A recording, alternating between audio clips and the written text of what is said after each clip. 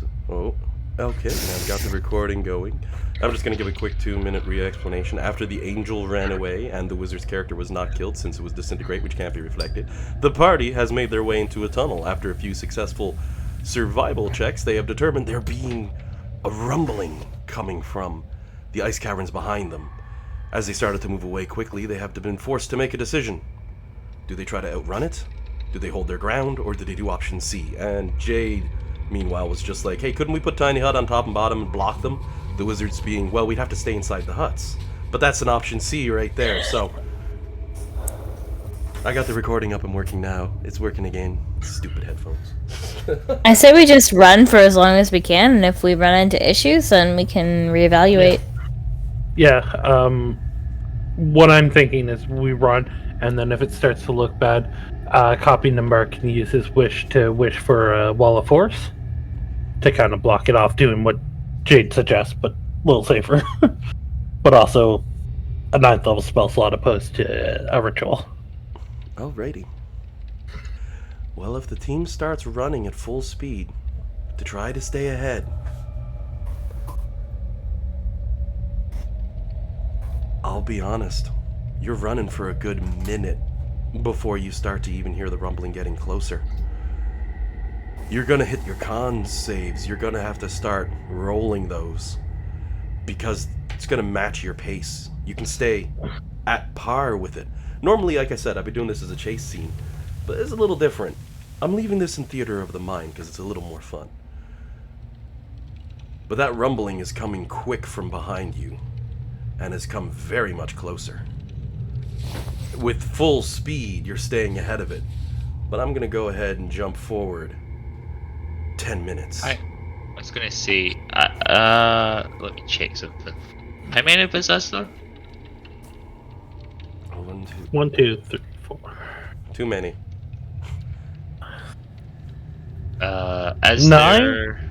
Oh, Well, 9. 10 including the M. Um, What are you thinking? Expedition.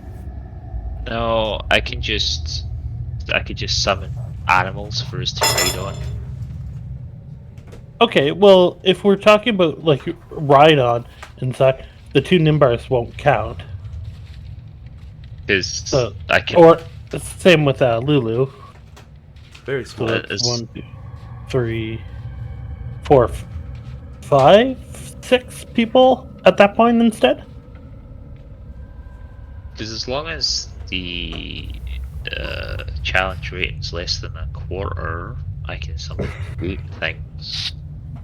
Which I It's don't the sound imagine. hurting of a horse. I'm just doing some Google foo to find out. Challenge rating a quarter, so I could summon 8 riding horses. And then if they dash, it would be like 120 feet around, because if your speed is 60, that would be faster than us. Well, faster Lulu, than us, excluding Jade. I will say, is spreading her wings a little bit at this point. She's like, well, if we need to move, I can outrace the lot of you. And Flux been carrying me for like 10 minutes. I'm pretty relaxed now. If Lulu can hit 120, so if that's the sort of top out speed, you can basically ignore Lulu as a requirement for carrying. Yeah. So I mean, let's be honest, she'll be flying right to takes Flux, because Flux will be like, don't you move too far away, Lulu. Bad things happen. I know how this game plays by now.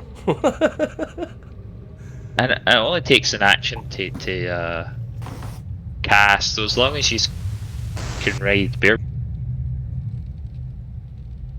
I assume they don't come with a saddle.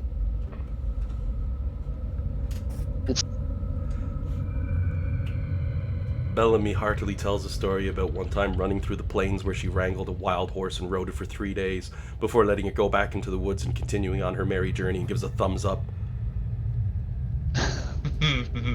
Isaac calls BS and Bellamy corrects and even says the name she had for the horse and goes on this while you're on your 10-minute run. You know what I mean? These are sort of the plans the players can say to have been making. So yeah, I if everyone wants to do that, I can do that. I mean, if you're fine with burning the spell slot. Got loads of spell slots. And capability to take a long rest shortly. Yeah. So you're summoning a pack of riding horses for the team, hey?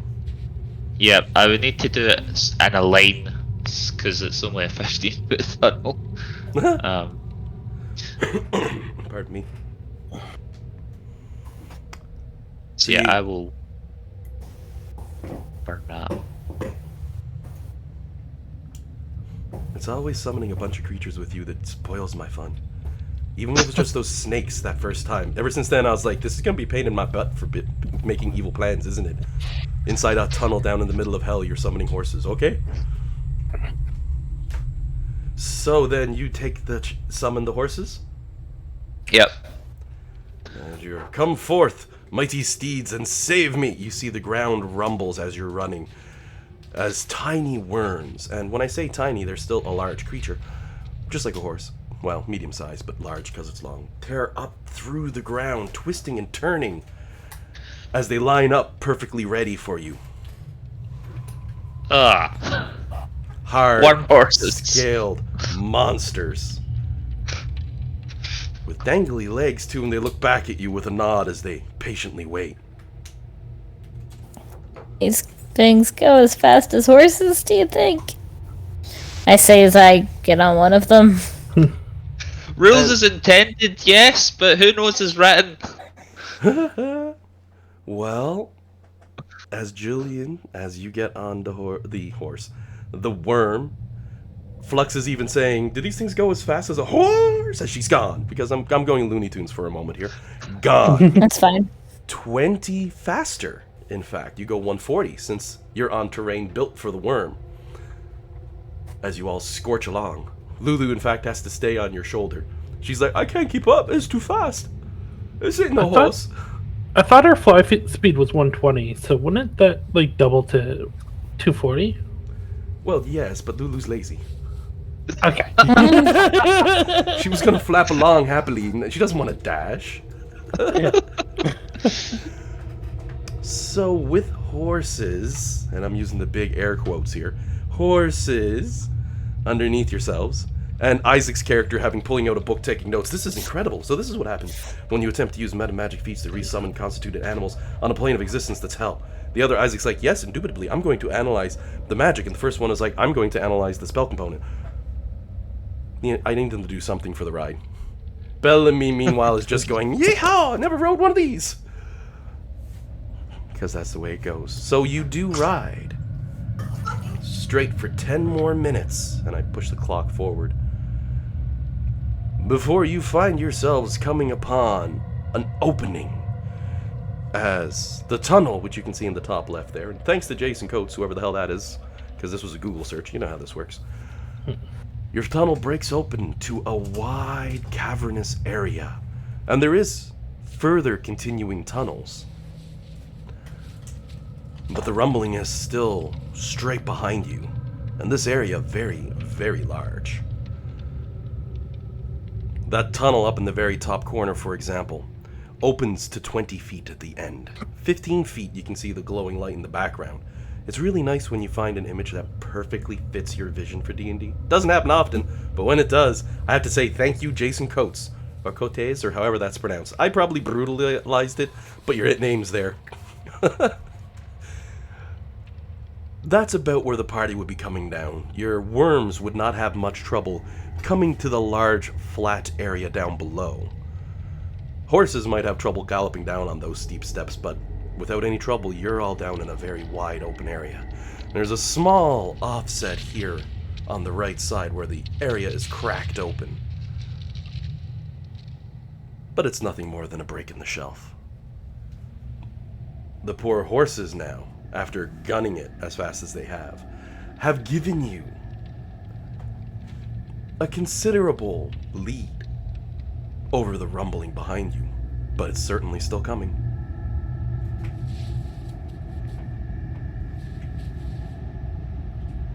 Do we have any idea what it is? Like, does it sound like a creature, or does it sound like walls caving in?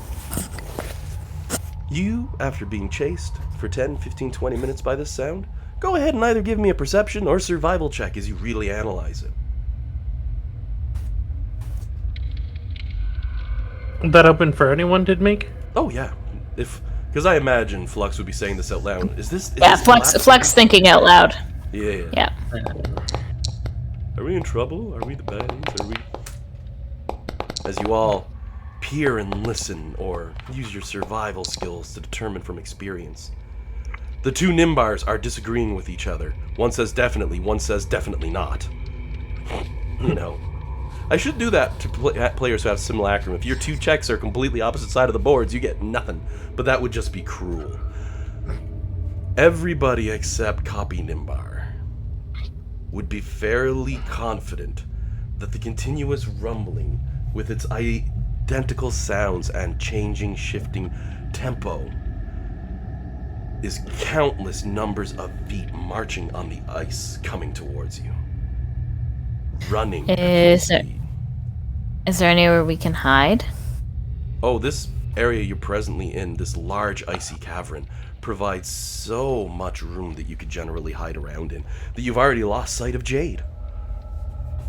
Should we hide and see if we can observe them and figure out what to do next? Meta knowledge. Hey guys, remember that room he showed us? Oh, yes. Oh, yeah. There was only a couple things you all didn't visit in that dungeon, to be honest. A maze itself has a lot of twisty-turny corridors and a few dead ends, but there's only a couple things you didn't see in there. It was never designed for everything to be done. It's just too large. Though I thought you all might try for it, and John's like, damn right. Which is why I put that last trap in there. I called it my Jade trap, but then Bellamy triggered it, and oh my god, that was even better. Yeah, But- I definitely would have. If I could have, I would have explored that entire maze. Oh yeah. It's all good time. That's why I threw the picture of it up so you could see its construction. I have a higher res image, but that's more than enough. Can I... The bell that Lulu gave us, is there anything special about it? Lulu would look over at you, then look over towards Nimbar and look back towards you. Well, I don't know. I pickpocket off the wizard over there. Check with him. It's probably just a spell component or something. I'm pretty sure there's a spell in D&D that requires a silver bell. Probably. Gotta be. If not, maybe she pickpocketed it off of Jade and messed it up. That'd be impressive. That would be impressive. Hiding or running? Well, the horses are good for an hour, so... But the question becomes, like, are we going to get a better place to hide than this? Yes, because this big, broad, open area. Like I say, if that back thing's 20 foot, you can get an idea that it's almost 100 foot across on the bottom there. And you're only a 5-foot character. There's plenty of room in this area, and it tapers back off into more tunneling up ahead. We could also put up a hut and just chill it in there. Yeah. The alarm spell. The alarm spell is what needs a tiny bell. Oh, good job for Jade. That's a point of inspiration. Anyone need it? I think Yeah, Nimber could use it. it's yours.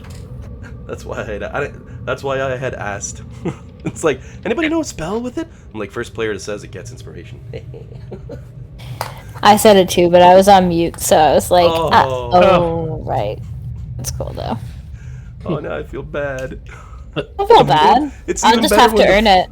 When the fighter gets it and it's a spell, it's like, well, that's alarm. Everyone's like, what? Wait, Jillian, good do you job have rolling a 20. What? So I two people were talking at once. I couldn't make out either one of you. Oh, sorry. Do you have inspiration at the moment? No, I don't. But that's okay. Well, no. You take it. Yeah, I think You would have you would have got it. You take it. I really don't mind. I feel like I always have you- inspiration. That's fine. You take it. You use it more often than I do, anyways. It's fine. Flex standing at the front of the battle with a sword ready. She goes, I don't use them that much. And then the DM's like, make a dex save. And Flux is like, okay, I get you. Yeah, no. Like you're It's like I do you're the more likely weirdest to shape. use it. Like you use it. Thanks. So are we gonna hide or what? What are you guys thinking? Yeah, we can hide. Just know that if we pass without a trace, then the horses will go. So we'll And be staying a, put. a big hat tip for you there, Jillian, on that one, being the fighter and catching the spell. Good job. Yeah. What did I catch? I No, don't know what I. when you remembered it was the alarm spell that used a bell, that's a fighter rolling 20 on an Arcana check is what you just did right there. Good job. That's awesome. Oh, okay. I love it. Yeah. In real life, I mean, that's what you did. You're like, well, it's alarm. Yeah. You and Dan both. Like, that's awesome. I love it. I do think we should. If we're gonna hide, why don't we tiny hut? I mean that's. Do we? I thought you said we didn't have time though to cast it because it would take 11 minutes. We've got ourselves fairly further ahead. Also, Nimbar himself, not his copy, can do it in 1 minute. Nimbar, not him, not his copy, but himself. Give me an intelligence-based check as you estimate which one you have to use, 11 minutes or 1 minute. Straight intelligence? Yep, you're extrapolating based on the data of how fast and how sound's moving and how long it takes you to cast the spell and how quickly you can push one out. Your character ain't no dumbass. Rolled a nat 18 on that one, plus your bonuses on top. You know you've got minutes. You don't have 10 minutes, you have minutes. So you would need to do that 1 minute cast on it for sure. Okay. When tiny hut make us stand out? So Does it look opaque or like the area around it? Because you'd look like an ice block. let's just 1 second. Sorry. If I remember correctly, it can be the color of the surroundings and it can be opaque, but it's still going to be like a bulbous round structure. Yeah, so I mean they'll probably scratch their head why there's a random dome there, but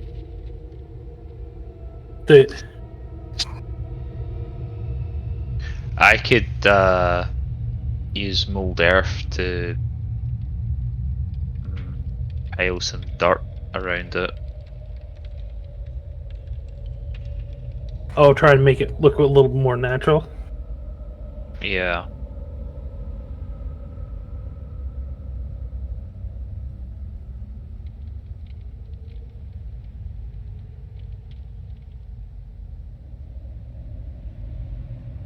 Afterwards, the two Nimbar. Oh no, never mind. Sorry, I tripped on a mat. Did I miss something? I literally step up to get a drink of water because I'm coughing. I come back in and trip on my computer mat under my chair. Ugh.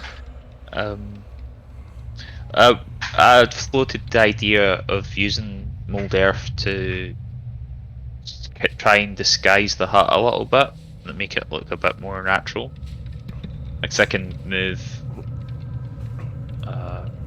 like the ground to like kind of excavate it and move it around and stuff. This area is a bit more traditional. There is ground with ice on top of it because it's an ice cavern. Everything here is cold. But you can take advantage of that, yes. Cool. So if we want to try that, we can try and combo the two things.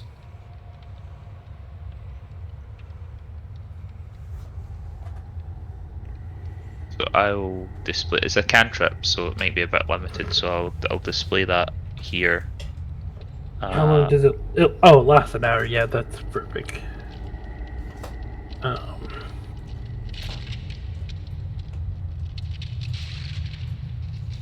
The only thing is you can only have 2 instances of it at a time.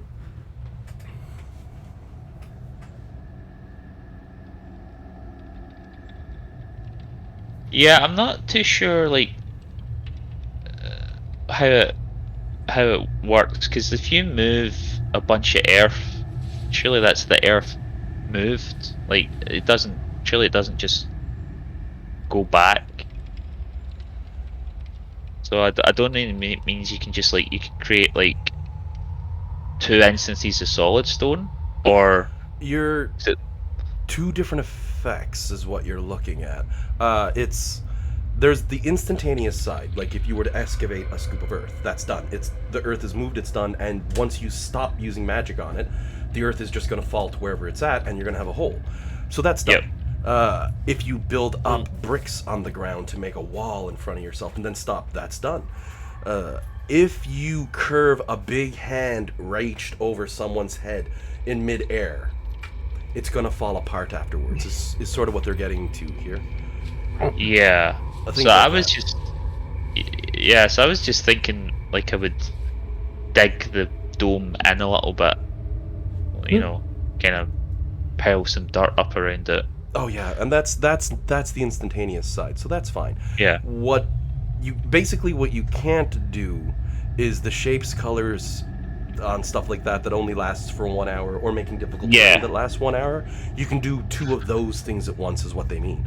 But the rest of the stuff, yeah, you can use mold earth to just build yourself up a giant wall of dirt, and it'll stay there forever. Cool. Yeah. Yeah, so I'll try something like that. Also, you imagine that the farming kingpin you could become with a cantrip? Oh yeah. Oh yeah. I actually was watching one the other day. One of the characters just raised up a hand and threw it down to use a spell, and an entire field just destroyed all of it. And when he brought the hand down, wham, it was all done into perfect rows ready to be planted. Just like the field had been tilled for a day and a half, you know, just whoop, woof. And I'm like, yep, that's why magic's overpowered. Actually, the Aragon books too. I can point at that one. Halfway through second book, I think, one of the people realizes we can use magic to make lace. They're like, yeah, it takes like 3 seconds. There you go. There's a lace doily. It's like, this would take us a week to make, and they're worth a lot of money. Get to work. You just funded an entire military with lace and magic. It's like, okay, genius. Little things like that. But so then, this is the path we've taken. A tiny hut with everyone inside of it, and Alec attempting to fortify the exterior with a bunch of dirt to hide yourselves. Yep, and then when I'm hiding, I'll do pass without a trace is on top of that. Alrighty. So unless there's any objections, I'm gonna go ahead and move forward thematically with what happens now. I'll call for rolls as they're needed, but as Nimbar casts his spell and creates a dome of ice, you know, the best I can come, dome of ice over the group of you, and Alec waves his hand, twisting the earth and remolding it, slams his feet down, spreads his arms out, mentions something about some lady named Toph he trained with, creates a big dirt wall. As you all bunker down. 10 more minutes pass by, but if you look at the clock, that makes about sense. It's about 6 minutes, in fact, if that, before the rumbling finally catches up with you, and you see at the very front of this lineup of a progression of creatures, a group of spiders, large and tall, running down through the cavern. Seated on the head of the first one, you see a tiny little imp of a Schwinga. And as you're all moving, it just holds up its, or as they're all moving, it holds a hand up towards the next tunnel. As it, tons of spiders and a few trolls all rush past. A few moments later, their rumbling grows quiet as they also fade off into the distance, having never even bothered to look towards the group of you. You now find yourselves encapsulated in the silence. The only sound echoing out, the soft drip of water from stalactites of ice onto the ground below, where they quickly solidify.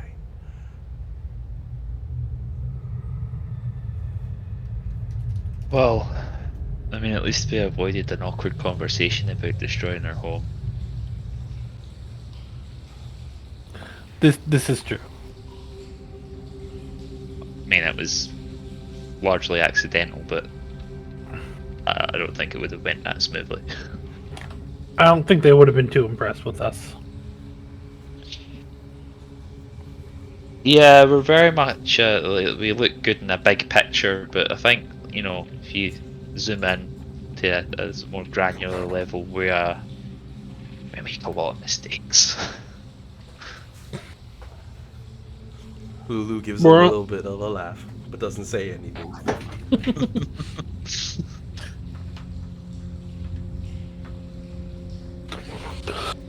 All right. Well, we were talking about resting. Is this a good a place as any? I was kind of thinking that. At this time, you are eligible to take a long rest, as it's finally 8 in the morning once again. Yeah. I will. We should do like a little watch. Like someone should probably keep an eye out for things as we all grab some rest. Yeah, I mean, it's a good idea. Taking turns to shuffle watch. I'll do it the easy way. If something comes up, I'll roll a random check to see whose turn it was on post. Cool. Lulu, however, looks a little excited as you all sit down for a rest. She goes, "Oh, really? We got finally get to kick our feet up. Awesome. I need to get some booze." And she walks over towards Jade, gives a nod to Jade, and then casually takes one of the bag of holdings off of his hip and gives him another nod as she walks away with it. I think not. I'll give her a bottle, but she's not taking the whole bag. She pauses. She goes, no, not that bag, this bag. And tugs actually a different one that normally you don't reach into too often. Because I know you have like 3 bags of holding. She goes, I need this one. I stored some stuff in. I'll bring it right back. Don't worry.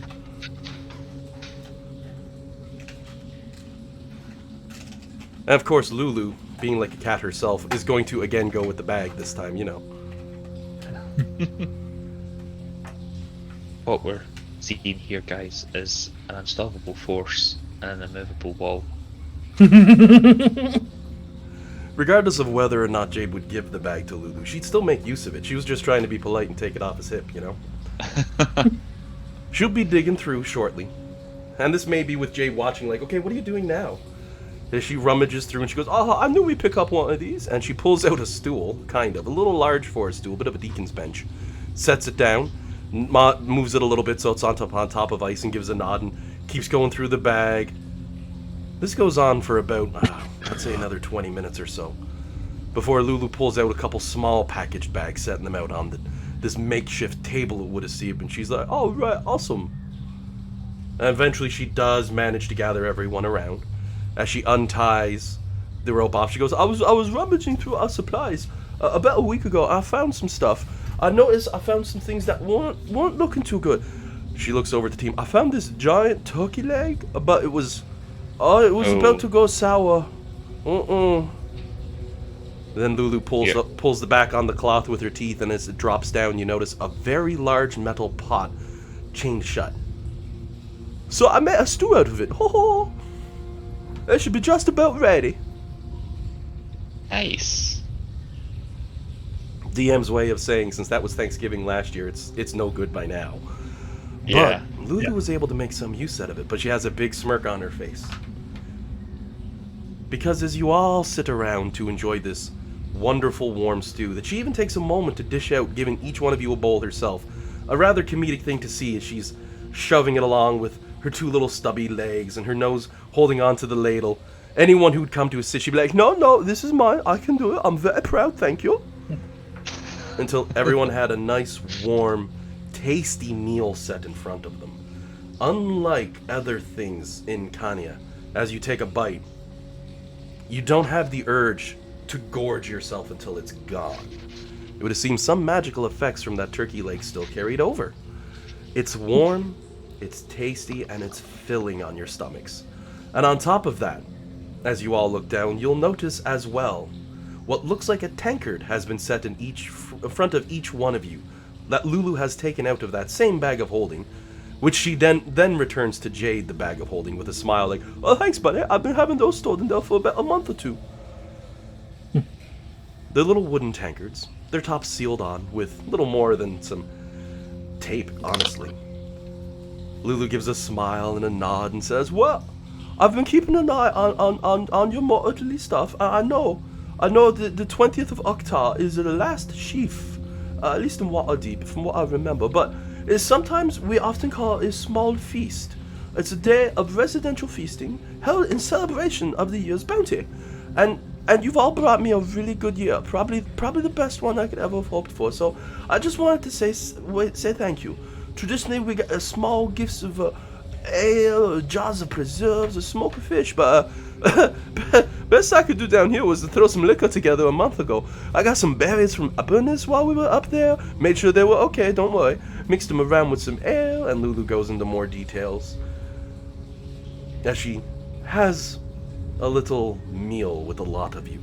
And if you actually pull open the calendar and click on today's date, you'll notice last sheep is an entry, and you can click on it to get the exact details on what Lulu is referencing.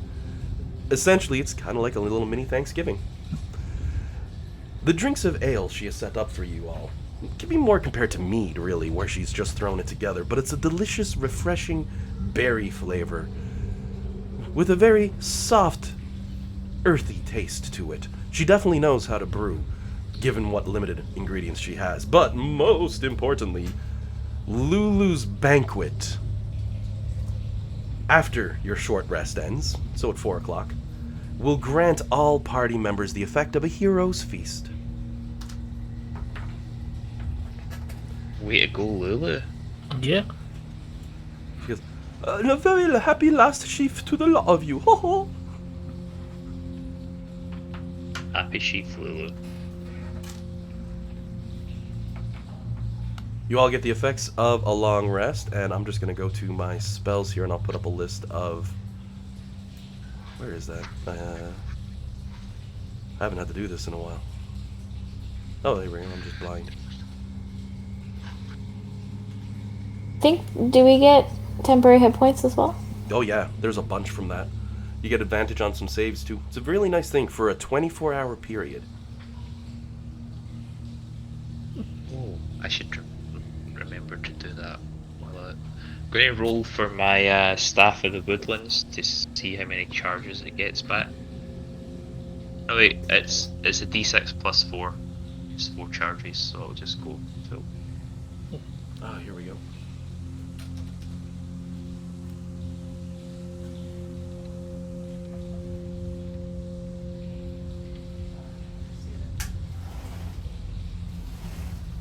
Oops. That didn't work.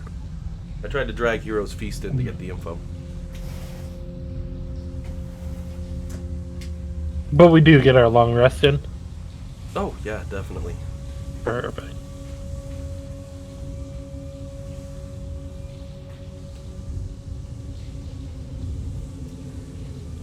Oh, that's only for authorized. Shoot.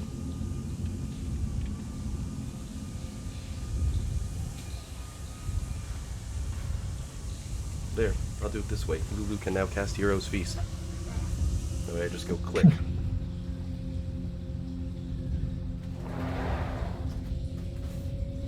Just so you can see your actual benefits.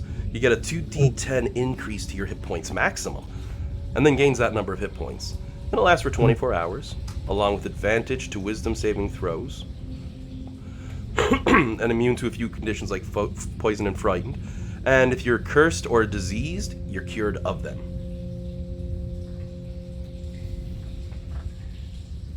Does Lulu roll those 2d10? Oh no, I'll leave that up to all of you to roll your own. Isn't it the same for all of us? Everyone, you all get to roll 2d10. Pardon me. 2d10 at the end of your rest.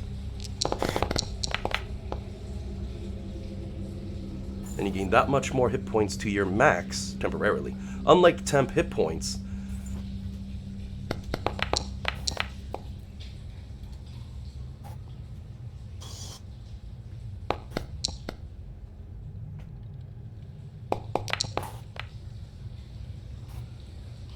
I assume Copy Nimbar also gets them. oh yeah, anyone who eats, well, Actually, yeah, it's temporary can health. Like, It increases your health and you gain that many health points. Can you gain health points as a simulacrum? let me I know you pull can't up this, heal, but you're gonna wanna...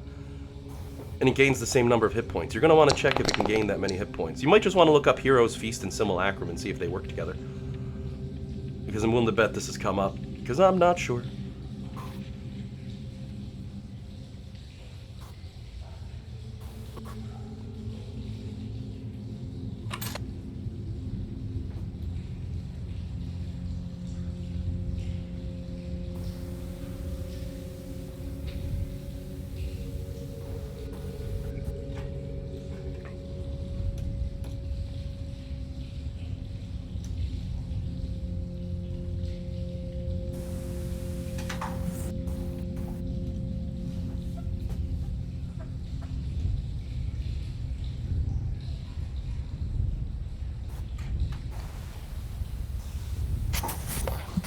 I was nervous about rolling that because I knew I was going to roll the lowest. I could feel it in my bones before I hit it. Oh. Flux is like, I don't need health. I would like it though. Yeah. Sitting at like nearly 200 or even better than 200 by now, probably. Gosh. I'm 225 normally. I'm at 235 right now. Oh, not bad.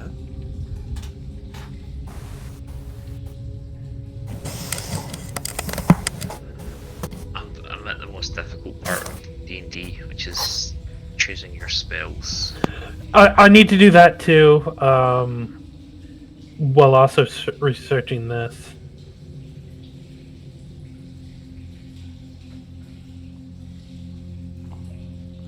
So I'll give you all a minute before we continue on, essentially. Gives you time to look through your stuff, prep.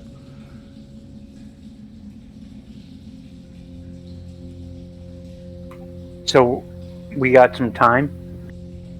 Oh, you've got an 8-hour long rest. Cool. Ritual casting identify multiple times. I mean, you also have to sleep during that time. I think I popped most of the items in as hidden items in the handouts folder on Discord, but you do need to get some rest during that time. Yes, that's the important thing to note.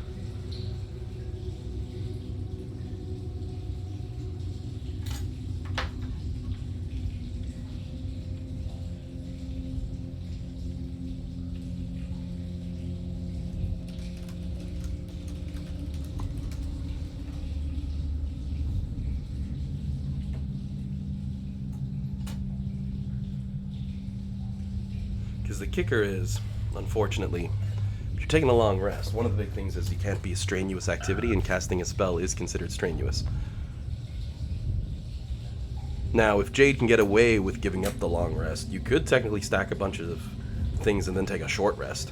But that gets into actually stressing your character. You might end up with fatigue and exhaustion, and, it gets worse from there. No, I will take the long rest. Oh, Yeah. interesting. Simulacrums actually act on your turn in combat. Oh, they don't get their own roll.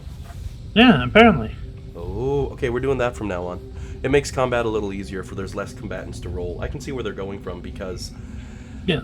this system is so easy. When we were doing it in person, I had paper around the thing, if you remember. It's like, I'll move these so you know whose turn it is. Yeah. I had a grid, I was marking in and filling them out, so I knew exactly whose turn it was. Oh. So taking one more initiative off the table, that's convenient. I like that. But then what happens if your simulacrum gets into a fight on its own? Does it have no initiative? Because it's using yours and you don't have one. We just play it as we go. So I'm not seeing anything saying it can't actually be healed by magic. Do you see that? Or am I blind? Like, I just go by what you all said for the spell. Like I said, I don't look them up too often unless... yeah, no, I'm just like looking at it now and going, have we been just wrong? Like, it appears.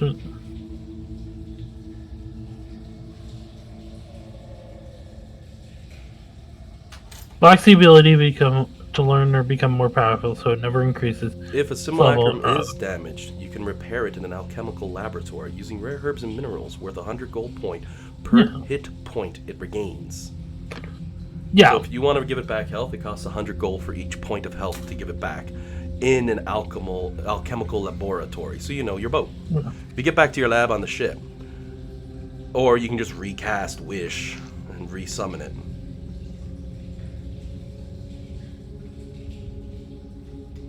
It gets tricky, but I don't see...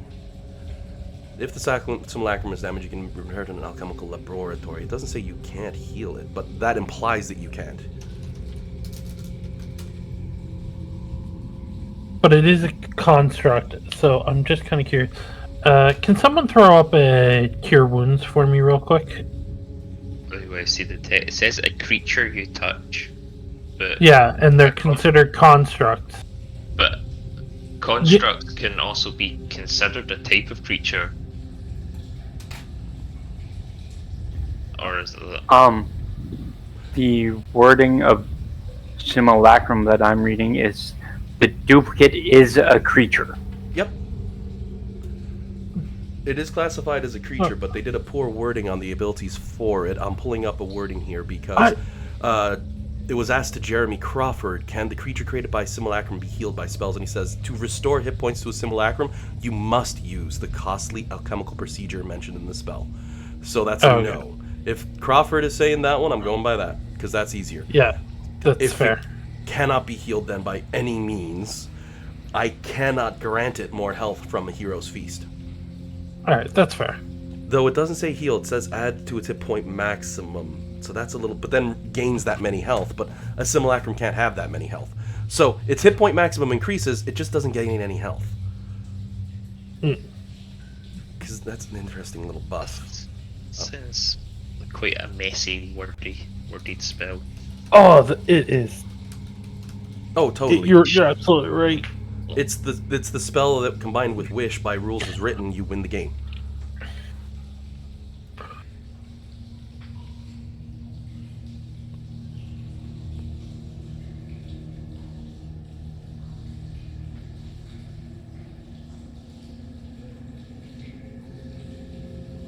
But I just also realized I can actually change the spells prepared on this character. Yeah, you're just limited to what they can learn new. And they can't regain spell slots. They can't learn new spells, and they... Yeah. I don't see anything, however, that says it can't... Actually, they should get the aid for that, so that's fine.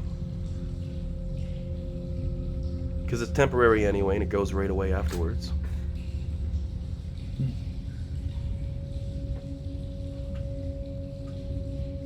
It's also one of the reasons a simulacrum generally doesn't get to cast 9th level spells, because when they're cast, they don't have any spells on them. But when you have two wizards, it helps. One casts this on the other, they have all their stats. But I digress. Getting off topic here pretty bad.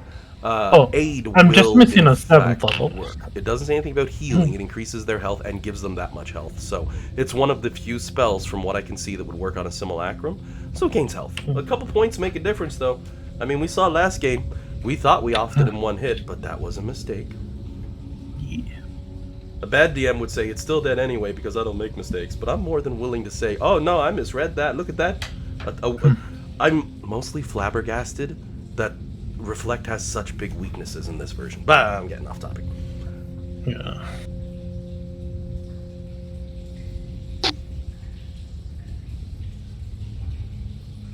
Alright, and I've set the clock to 4 p.m., so you've all had your effects of a long rest.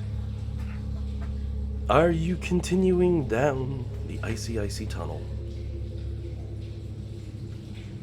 Yes. Well, it's either that or go back, and presumably that's now filled with snow. Well, in that case, I will say, as you glance down the only remaining direction to go, you see the tunnels twisting and turning in various directions ahead of you, as the DM tries to fill the gap of time as the map loads, because he didn't think it would take this long. You all should be kicking off the break scene over to a new map shortly. I'm just sitting here smiling and waiting. Oh, you got woe this time for Alec, eh? Yeah.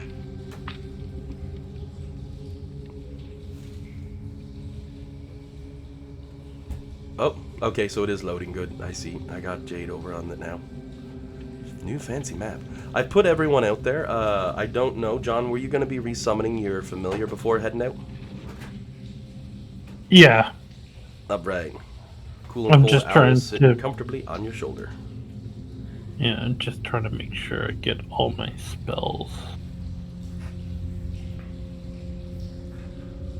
I think that looks decent. Yeah, I gotta say, I didn't know how much I'd miss that game clock until it didn't work for a session or two. Out of all the simple little things that once you get used to using, it's a pain without. That's definitely number one.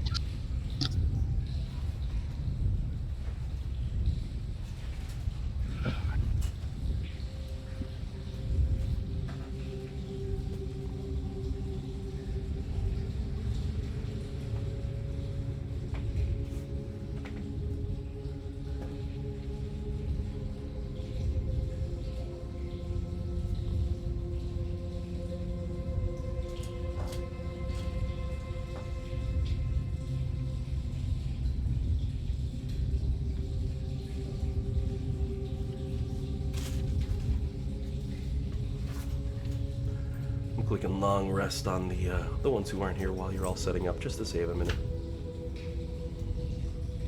Sorry. I know I'm taking a little long. My apologies.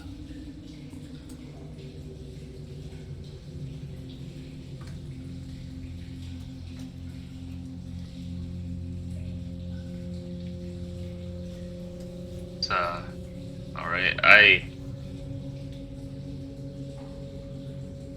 it's that I've never played a wizard, so I don't know how it's best to do it, but I always found that as like a druid, I have like a short list of spells that are always prepped, and then Well, I just. Sorry, go ahead. I sprinkle the extras around that, but wizards don't really have like a expected rule, I suppose. Yeah, mine like I try and pick based off where we're at, what we'll be doing. So like if I expect us in a dungeon, I have more combat spells prepared. If we're in a more personal, I have like charm person, things like that. So it all depends on what I expect for the day. Yeah. Like there's there's just so much. I only get 23 spells. And that's including my that includes my cantrips. Ew. Yeah, because you get like your wizard level plus intelligence. I think it is. Oh, it may not be including my can. Okay, sorry, it does not include my cantrip. But yeah, it's only 23. Like, there's so many options. 23 is not that many. Like, if I could have 100 spells prepared, I think I'd be ready.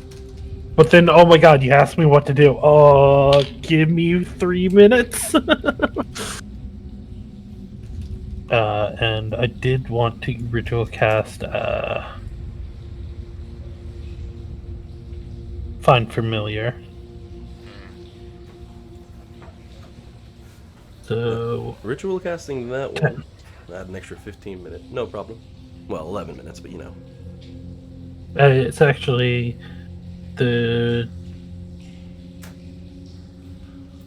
takes an hour, so hour 10 minutes. Yep. So that's gonna be 5:11 p.m. Did anybody have the benefit of a short rest making things better? Because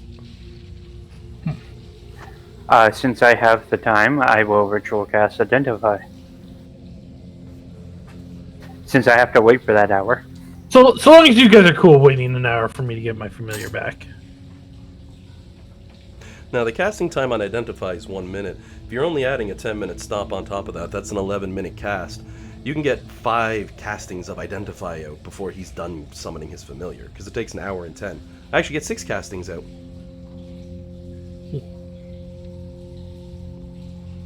Yeah. So Jade figures out all the things. Okay, the magic bowstring. Oh. Yeah. It's a missing piece of a magical item, so you're unable to identify it. It appears to be the string of a very powerful bow.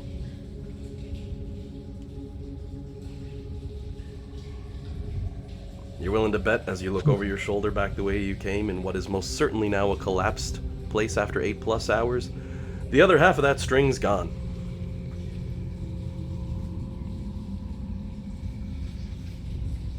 Maybe. The magical mirror. The magical mirror has no further identifiable disconcerting in nature to it. You're unable to get anything from the Mirror of Destiny, only staring at its reflection as time goes on. However, as Jade does stare at it, attempting to identify it, you see movement in the mirror. As always, it shows the throne of Cavor, and as you see every now and again he walks back and forth, stares into his own mirror longingly, never speaks much. It's the moments you're about to put the mirror down, however. Give me a perception check.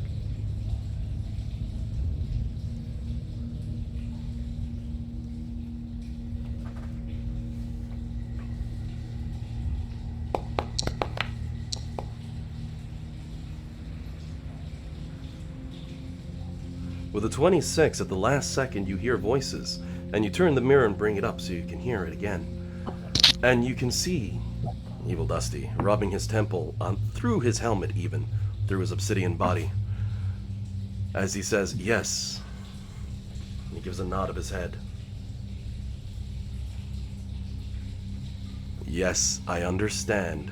You are very upset that you didn't get to finish them. I've never seen someone quite the perfectionist like you. Like I told you, we wiped them off the face of Avernus. Your job's done. You don't have to..." And he seems to pause for a moment as he slowly turns towards who you can barely make out, a very heavily armored clad figure. He slowly stands up from his chair, and you can hear a dark chuckle filling the air as he holds a finger up. "Actually, I might have an idea. Get me the mages." And then he walks, essentially off screen, stage left, leaving you with nothing more than the mirror showing an empty throne room overlooking Avernus.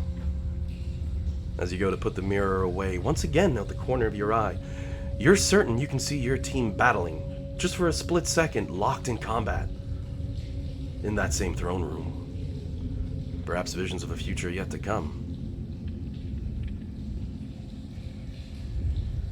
Any other items you're looking to identify? Yes. The scimitar. Didn't I put that in the handouts? Oh, maybe? You did. Yeah. I saw it earlier. I'm Magic just... Broken Rod, OG Ice Dungeon, the sword? Yeah, that's it. The sword. That's the scimitar. It's a scimitar of speed.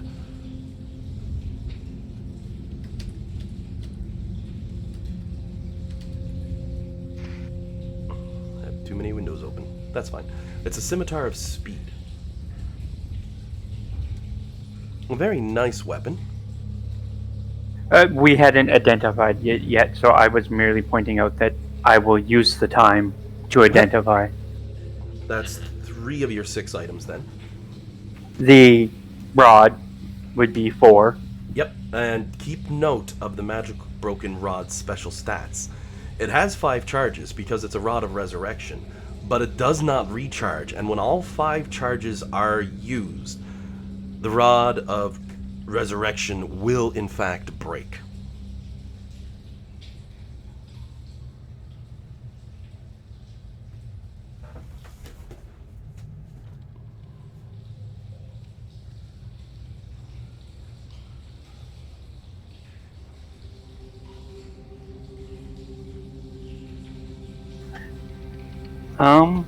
Do I have anything else that needs to be identified?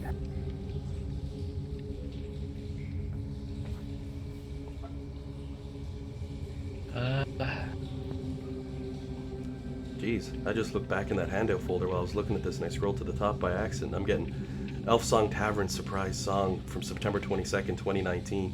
Damn! This campaign's at the 2-year mark, look at that.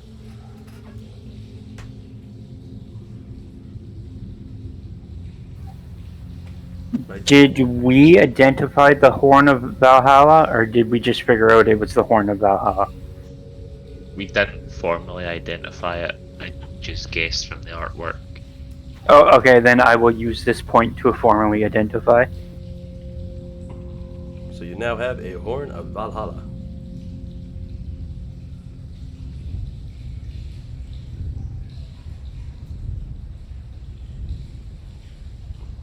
Was there any other items to be reviewed in that regard? I am checking.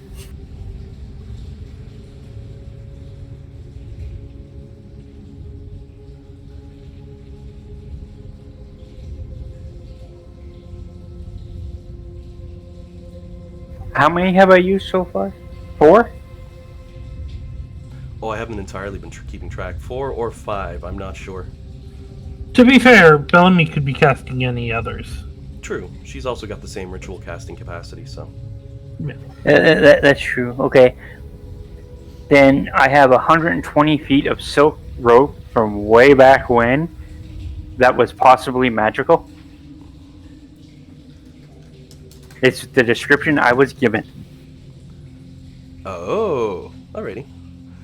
After identifying it, you find that it's a rope of climbing. I'll throw the description for that one into the handout folder as well. I do remember that rope.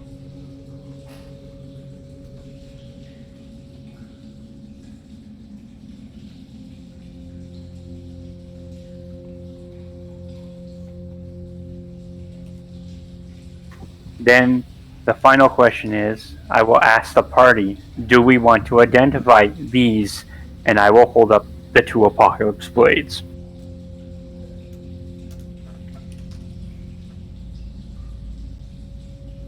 We were warned I think we tried and it didn't work, didn't we?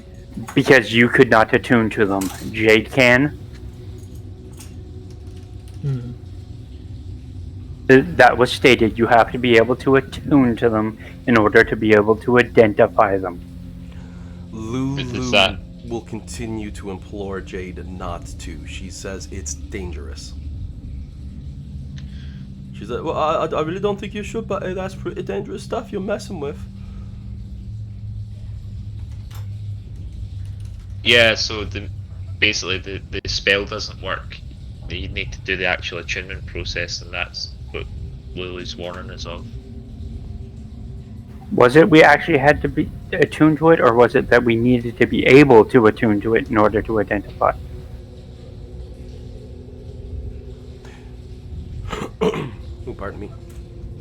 In order to even attempt to identify it, you'd have to be of angelic nature, a celestial, so to speak, you know.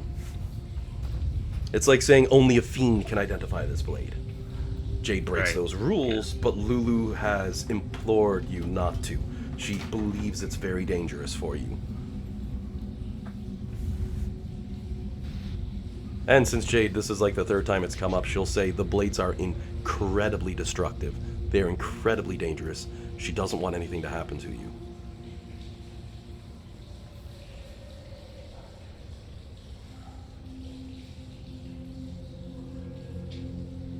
Well, it sounds like only you or Bellamy would have a chance of identifying them. Bellamy's player's not here, so it just falls to you.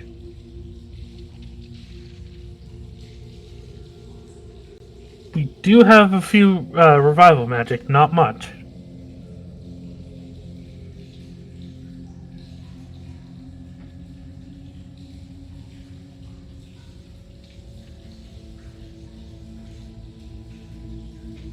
Does Lula know if it's like big boom dangerous, or you will be like disintegrated by touching it dangerous? Well, you wouldn't be disintegrated by touching it because Jade is holding both of them. I just mean like like if you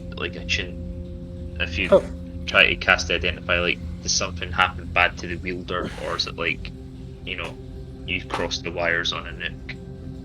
You can try a persuasion check to see if you can get anything out of Lulu.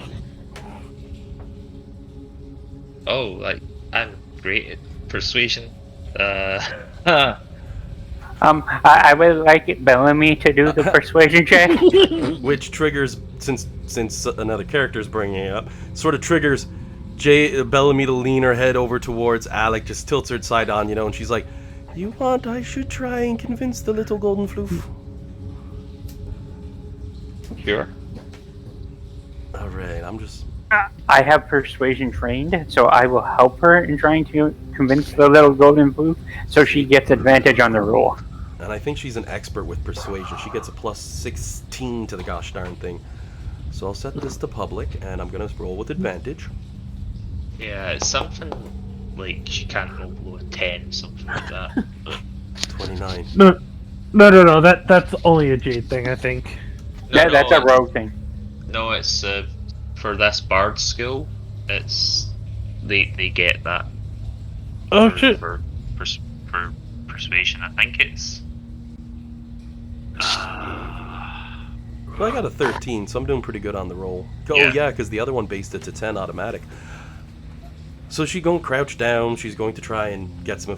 Come on, we've been friends. We went through the dungeon together. I saved you that one time with the dude with the fiddle. You remember, if I didn't do that, you would have been in trouble. You can help us, Lulu. Lulu, however, is still not incredibly forthcoming despite the very high check, but she does give a soft sigh and look towards Jade and say, "Anything one of those blades slay ceases to be. You don't want to mess with that kind of power. Not unless you know exactly what you're doing."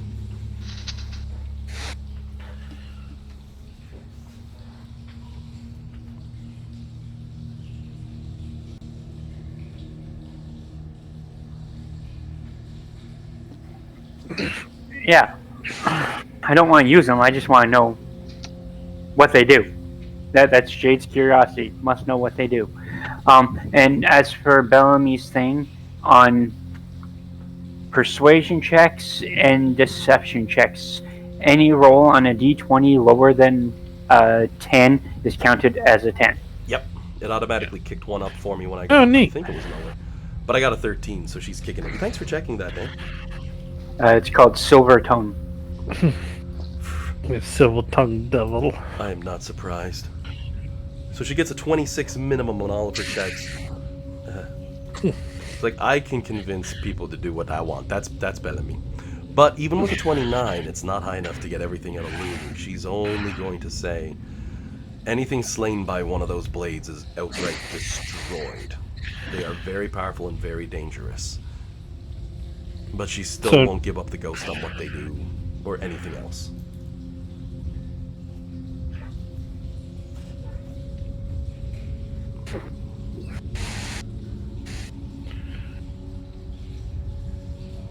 So Nimbar wouldn't say this, but me is like, dominate monster. Now you have to tell us. But no, I wouldn't do that to. Nimbar would not ever consider doing that to poor Lulu. You know what John would because John wants to know. You know what would happen to poor Nimbar? He'd be doing this and Lulu would tell it and she'd be all tearing and crying up and she can't believe you did that to her. And John would see, or Nimbar would see this giant shadow over him. He'd look up and you'd just see Flux putting a fist into the palm of her hand repeatedly. Yeah, like again, like my character definitely couldn't do that. Oh no. The gamer in you wants to do it. You want a quick save, do it, and then reload your quick save Fallout style. Yeah. Worst part is Jake can do the same thing with the command spell. Yep. Yeah. And Lulu would just look at you and blink a few times and look a little sad. She's like, "You're not gonna cast that on me, are you?" And it'd be a wisdom save. How did the campaign I have go? advantage on wisdom save.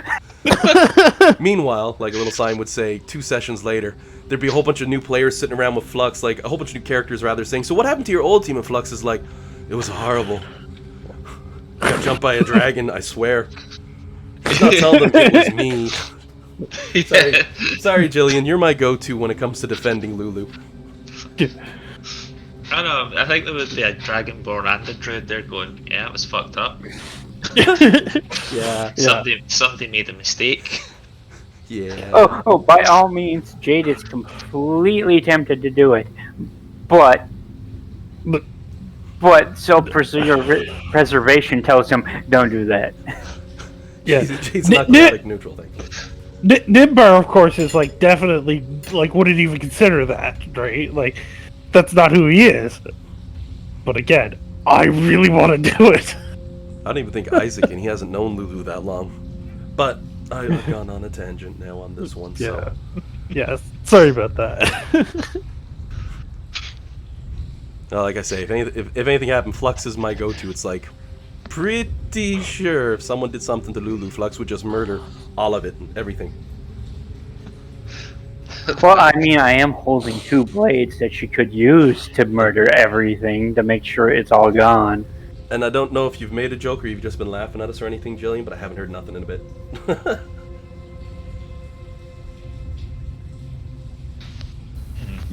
I'm still here. I just haven't had much to contribute.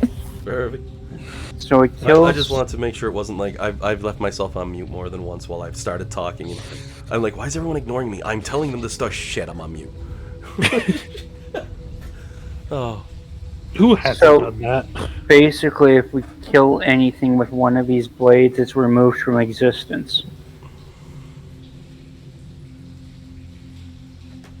It's kind of what we're assuming, which makes us also, at least me, assume resurrection magic will not work.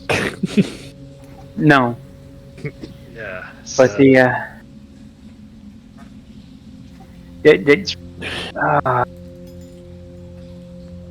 risky. Oh, and I will point out, because he wasn't here, unfortunately, I couldn't trigger it, so I'll have to trigger it when he's in next. Isaac is rubbing his eyes. He looks like he hasn't slept well. And he goes, I had the weirdest dream though, guys. I can't place it. It's coming back to me slowly, but it's my head. I was gonna give Isaac a vision, which was gonna be while he was sleeping on his long rest. So his character can't remember his dream instead, and it'll come back to him when he's playing next. I did say, like, you remember at the start of this one, that he can hold on and see visions, and I was going to reward that this time, but unfortunately he wasn't able to make it, and that's... So you'll have to wait like 4 weeks, and then you'll all get to see that one. Yeah. Oh my, oh my. So you're standing inside of an ice cave. It's cold. Before we move on, I will ask Lulu if they will harm me in any way by wielding them or identifying them. Well, if you just got a club or somebody with like a stick, no, probably not. Probably not. Well, maybe. Actually, probably. Oh shoot. Lulu sort of flops a little bit. Well, look, let me put it like this, Jade. What you're holding is a theoretical design of something incredibly dangerous that I didn't think actually ever existed, and yet we found 2 of them. So, yeah, be careful.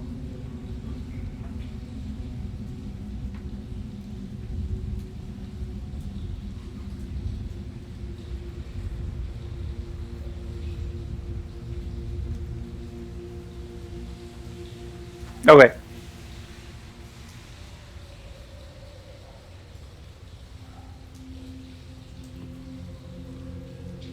I will not identify here under the simple facts of this is not a controlled environment for Jade to... in case stuff goes bad. Man, could you imagine if it was like a 100-foot explosion, the place would cave in? Evan says as if he wasn't planning something worse. So, I don't know if I missed something, or maybe I just wasn't paying as close attention as I thought I was, but we have 2 swords now that we found? What did you identify, Dan?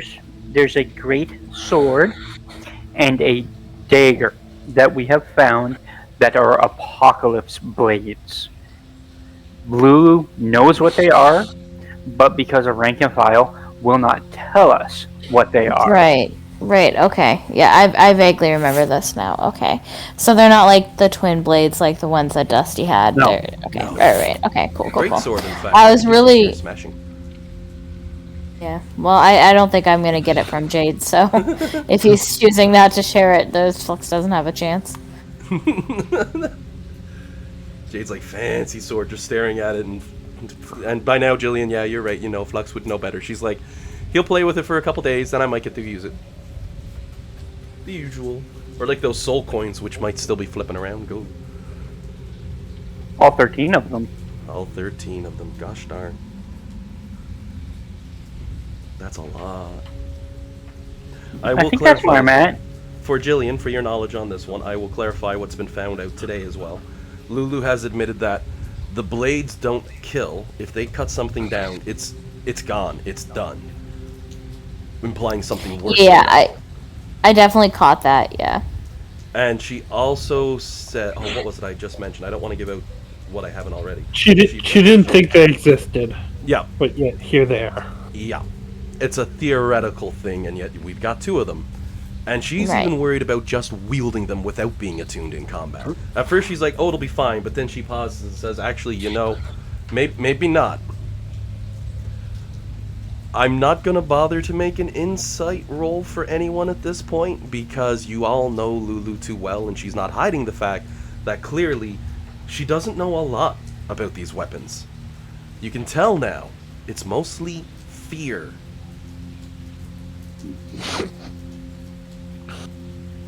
And especially for Flux, you can probably count on one hand how many times you've ever actually seen Lulu scared.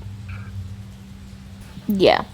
Sad, withdrawn, upset, and downright mad, sure, but scared? Not this little golden floof. She's practically suicidal with how brave she is. Yeah. But by the way, the rule for simulacrums is they can't cast simulacrum, right? No duplicates of a duplicate. A simulacrum cannot cast simulacrum. Okay, that's what I thought. Otherwise, More or less, I was. Yeah, no. I was just trying to see if he could cast it on like Jade or Flux. Yeah, no.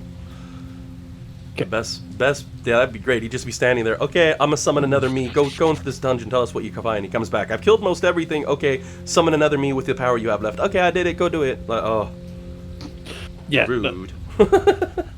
Yeah, no. It's just I know I can't cast another based off the wording of the spell without destroying the first one. And oh my, I didn't realize that it was 12:15. Time's flying today. Did we want to take a quick 15-minute break, then come back 12:30 so everybody can get a snack and etc.? Sure, yeah. Yeah. That's good. Alrighty. So we'll take a quick 15. As always, I'll mute the game sound and put it on pause and put myself on soft mute in Discord so you all know we're gone. But yes, I do have a map for you all to explore. Alrighty, I'll see you all in 15. See ya. Yeah.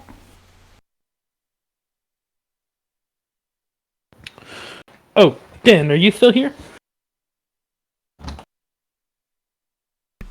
Stepping out to east. Oh, I'm on mute in Discord. Sorry, you say something, John? I was stepping out.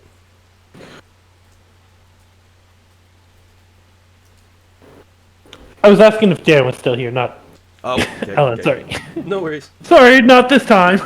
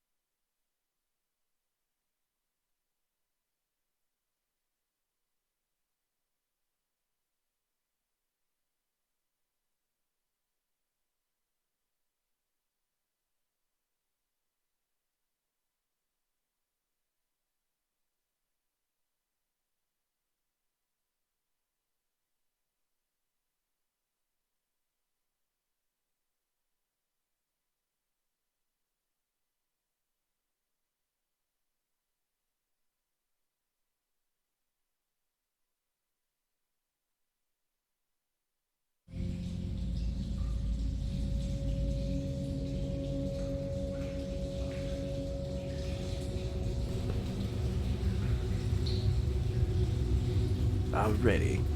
I'm back. And I saw... Welcome back. Yeah, I was going to say, I saw Welcome Dan back. unmute, but he beat me to it, and there's John. Hello. You there, Dean? I was here. I just forgot I muted myself in Discord. Oh, fair. Dean and Jillian never muted themselves when they left. Like they muted their mics, but not in Discord. So I don't know. I thought Dean had muted his, but I might have missed it. We'll give them a few. Yeah. By the way, Dan, you know how you were talking about getting into Magic, specifically EDH, because it's the more casual of the formats? Yeah. If you buy the pre-con, I played one the other day, just like out of the box, and they're really good. They can keep up fairly well. So it's actually a really good starting place if you're actually interested in it. I'll have a look. So long as it's not an elf deck. If you play an elf deck, everyone kills you first. That's not true. My buddy played an elf deck and we didn't kill him first. I was the first one dead. Mind you, that was by accident, but that's not the point. One of these days. We'll have to play Magic. I'll throw down with my Infect deck so you can see what it can do. That's not my way of saying, I'll throw out this deck and kick your ass. No, I'll probably lose. I'm so out of the game. You know how it is. No, the question is, am I playing a legacy deck with go try harder, or am I playing EDH casual? Well, I'm not much of an EDH player, but if you're playing Legacy, just don't pull anything that kills in 1 or 2 turns. I do have a couple. These decks kill in 2, maybe 3 turns. Sandy says behind me, but what about your Blightsteel Colossus? And I'm like, okay, but that still takes me till like turn 5 to summon, even in my Infect deck. But I do have a deck that casts Tooth and Nail on first turn and gives them haste. So yes. That reminds me, there was one time I was at Monster Comic Lounge for Modern FNM. I beat my first round opponent. He was on Dredge at the time, which was fun. Right, we had good games, and then I was gonna pull out my Legacy deck to Goldfish, and he's like, "Oh no, let's play a game." I'm like, "No, you really don't want to play against this. This is Legacy." No, let's play a game. No, trust me. Like, this is not a fair deck to play against. No. All right, fine. You can have the play. So he goes off. He does his little turn 1. He's like, play my artifact so I can mill 4 before my turn. I'm like, cool. My turn? Yeah. Okay. You dead. Just straight up turn 1 kill on Storm. It was disgusting. Oh, there's a few nice ones like that. I don't play decks with the first couple turn insta kills like that. I like the challenge of the game, so I'll usually run like actually, when I play against the Legacy deck, I almost always play my blue deck now. Just so we're clear, usually I'm a control player. I like to go to turn 20. I just had that deck built and was playing it for the fun of it when he challenged me. I was like, no, you really don't want to. Like, if I was playing my control deck, like, it would have been one thing, because then he would have had a chance. But, like, as I said, turn 1 Storm. I'm only missing 1 card to finally finish my Infect deck off. And that's Karn Liberated. So you can understand why I don't have him. He's expensive. Is he still expensive? I don't think he's still expensive, but I haven't played in years, so it kind of slipped my memory. But I was thinking, it's like, I think that, and I think I need 1 more Magistrate Scepter. My set was almost complete. Magistrate Scepter, you tap it, you get an extra turn if you remove 3 counters from it. It's an Infect deck. Like, I'm gonna have trouble putting counters on anything. So, yeah. The deck is basically take control of everything. If that doesn't work, take infinite turns. If that doesn't work, use Karn and take control of everything and restart the world. If that doesn't work, you don't know how to play. So for the record, Karn's down to 40. Oh, that's cheap. I'll have to buy one. I'll order it online. That's a nice spot for it. Because, yeah, it's if you have unlimited counters and you drop Karn and take unlimited turns, it's game over. Sorry I'm a bit late there, guys. No worries. We just started talking Magic. Yep. I was just about to say, did I hear some Magic talk? Oh, I actually got a set of the D&D cards. Yeah. Oh, nice.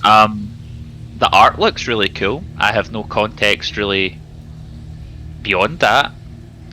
The D&D set tempts me to go and buy more. I'm not gonna lie, but I bought one of the D&D precons, and it's really good.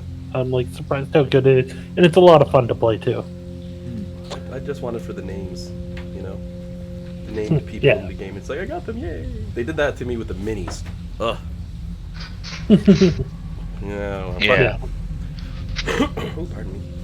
Oh, I was at HFX the other day, and they had the giant or adult white dragon. That's what it was. Oh yeah. It just sitting on the counter, and we're talking about it. Like, mini doesn't seem the right word for this, does it? Oh yeah, is that It's- was Very large. It's like bigger than my head. Yep. is that like the big square box? Yeah, Kinda? yeah. That's yeah, that's the one with the two wings spread up wide and everything. The adult white. I love the wing spread on it. I've got a really nice white dragon that's smaller than that, and I love it. The previous one that came with attack wing, but the one that they have there, it's pretty. I'm very, very lucky, because you've all seen my red dragon that Sandy painted. Yeah. Yeah. I got that monster, and I think the white dragon might be bigger. I haven't seen the mini side by side, but it might actually be bigger than the gargantuan red from Pathfinder. That's kind of funny. I don't know. It might be, or it might be. Maybe it's smaller. Oh God, I don't know. I gotta look into that one because that's a pretty mini. But I've got so many dragons now. So many dragons. Oh well. So. Is Jillian back as well? I don't think I've heard. Oh. No. No? Okay. We should wait for Jillian then. I was gonna say. I If we're said talking, yo. Oh, I heard no. I thought know. you said no as well. What I was gonna say is if we're talking I mean- magic cards, she might be avoiding us at the moment. Yeah. Listen, I don't have any hard feelings towards magic cards. You guys can talk about it all you want. I just can't contribute to the conversation because I don't know shit about them. Oh, that's fair. I just basically mean it's a level of geek where it's like, okay, I'm getting a drink. I'll be back in 5, guys. You know what I mean? Oh, it's. I just know Actually- too much. Jillian, I'm going to show you a magic card. It's the only one I'm going to reference. It's from a set called Unglued, so you know the guys can get a laugh before they even see it. This is a real card. I only own 1 copy of it. I'll put it in Discord and you can have a little laugh because yes, this was real and yes, this was printed. You say it's a real card. Well, the Unleashed Unglued series aren't legal for play. They're made for fun, but I used this card so many times. Also, you didn't say unstable. Oh yes, I forgot they came out with the 3rd. That's the sort of magic cards I'd be giving new players. Be like, here, have some fun with this one. You see that one, Jillian? Ashnod's Yeah. coupon. Legend. I love it. Okay, that's as much as I'm gonna geek out though on magic for a minute, because I've used that to literally tell people, can you go to the bar and just get me a goddamn tequila? I'm gonna lose this one. When I was at a place that was cool enough to have liquor one time. I would say my favourite card I found in the D&D set was just split the party, and the flavor text is just don't. Yeah. Oh, that is good. I like that. No, in general, you do not do it. Alrighty, so then, unpausing the game and getting back to it before I go way off topic, because it doesn't take much. As you creep a little further forward in these dark, cold tunnels, a cool wind at your back carries into the next area. As you notice, the tunnel becomes more of a chasm, opening high into the air above, though not quite reaching the sky. Easily 200-foot walls on your left and on your right, as you find yourself creeping now inside of this cavernous area. The map you're presently on, 200-foot high max, depending on the area. I'll warn you if it goes less than that, but it doesn't drop much below 100. But for the most part, you're looking at 200-foot tall ceilings. Almost like its own little cavernous valley deep in this subterranean zone. As you march forward. For the So record, copy Bella- number not on the ceiling. did we see who was following us and I missed it? I Oh. really was awake the whole time. I just When you all bunkered down inside of the tiny hut that Dean and Nimbar, oh my word, Alec and Nimbar put together. You know, what ran by you was the spiders with Schwingas riding them, and trolls, and all the monsters from the maze. Okay. They were getting out of there. They were getting out of Dodge. There's just so many of them that it sounded like an army was following you. But oh yes, oh, you got that white dress. Wow, that's huge. I'm gonna throw this picture up that Jade just popped up. He's got an image sitting there. This Yeah, is I found it online. Oh, that's online. Oh, okay. I was gonna say if you own them. The largest mini, that red dragon, sitting beside a white dragon just as large. Gosh I have the darn. red one. Yeah. Yeah, you brought that in one time. Yeah, that thing's massive. Like, It's our so characters can sit in the claws. It's so big. It's designed. One of the claws moves and holds a character, right? I think. No, Wait. it does. The only thing is the fire breath you can attach and remove. The full cone. And can the wings spread out? If you apply heat to them. Oh, that's how that works. Yeah, you'd have to actually remelt them. Kind of Yeah. remelt them. Like using a blow dryer. Yeah, or hold them in position for long enough, because I think I didn't have a proper storage spot with all the moving I've been doing, so they've kind of curled in some. So I have to find a storage spot and curl them out again. Yep. All my poor ones are in a shelf now. Oh, what the heck? My map. Why is it doing that? That's interesting. The one shame about playing online, we don't get all the. Actually, there are two. We don't get to see all the cool minis everyone has, and you don't get to hang out with your friends quite the same way. Yeah. Though I will say, Foundries got me spoiled. Wow, Oh, this is powerful. Yeah, I was just thinking, like, not too long, like, a few minutes ago, like, look at these maps. We're not getting this quality in person. No, but I'll be using the screen with that sort of stuff, you know? Like, oh my word, it's changed how I do D&D. Yeah. We could get this quality in person, but who's going to spend the time to draw up these kinds of maps for a one-time use? Yeah. Yeah. Well, the way I had done it for the Mad Mage, I had actually cut each room out and had them set up, and that was still so much work. This is genius, this stuff. Oh, but I've gone slightly off track because I will say, as you walk into this zone, I'm going to try to put the effects on. Oh, a little baby bird just landed in our bird. Lovely. It's a little baby Junko. Sorry, I got distracted. I am going to try and turn on the special effects. If anyone's computer starts to slow, please let me know. These are weather conditions, essentially. But a chilly fog lightly obscures the area. Nothing to actually provide Jade any bonuses. Sorry, bud. And the rain that falls, the dripping water that you can hear coming from overhead, is so cold. Icy walls have formed sheen sides due to this. At least 6 inches thick. And as you walk your way forward in this deep subterranean chamber, so far from any form of light,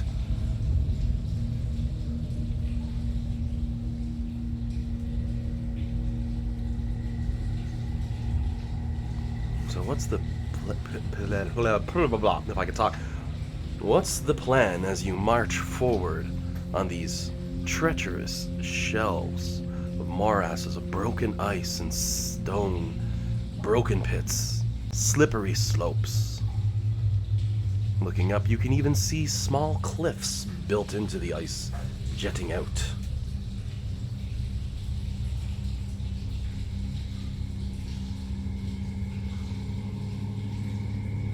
It's a little too dark. Let me adjust that just a little. That way it doesn't, you're not all blinded.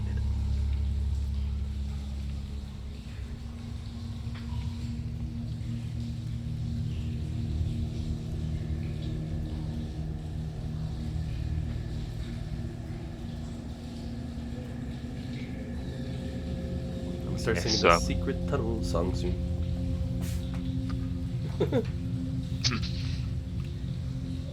We should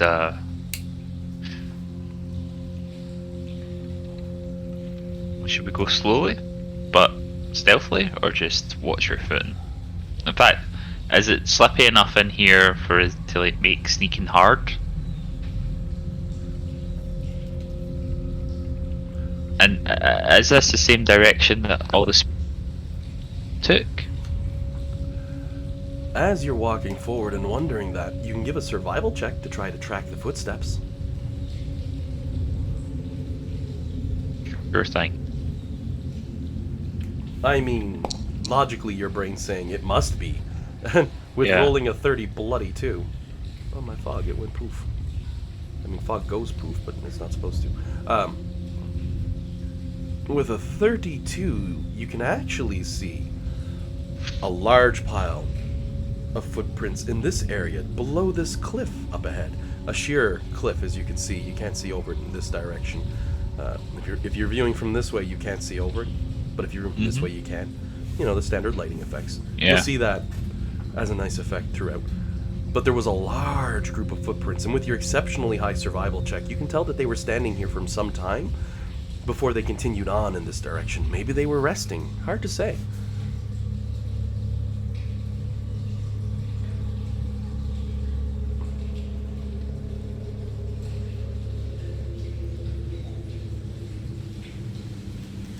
Oh.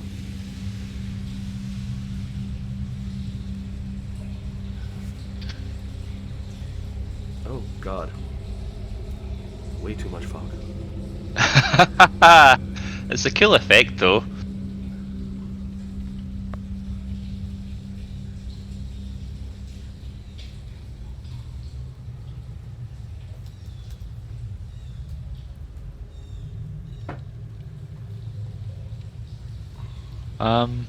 That's better.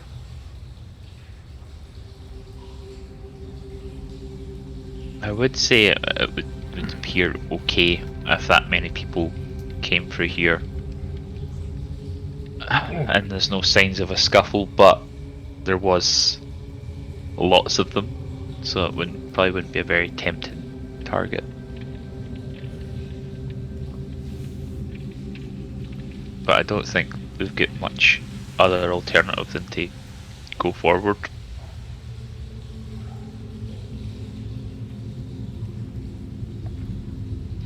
Yeah. Definitely seems like we want to go this way. Because this looks like a dead end.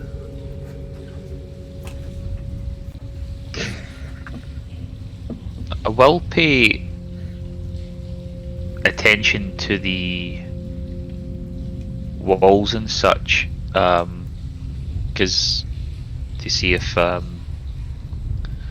don't know, any of the spiders have picked this as their new home, but maybe it's a bit too open for them. We should. I also highly doubt it, but theoretically, the man in the wall could have continued into this. Yeah, the man in the wall.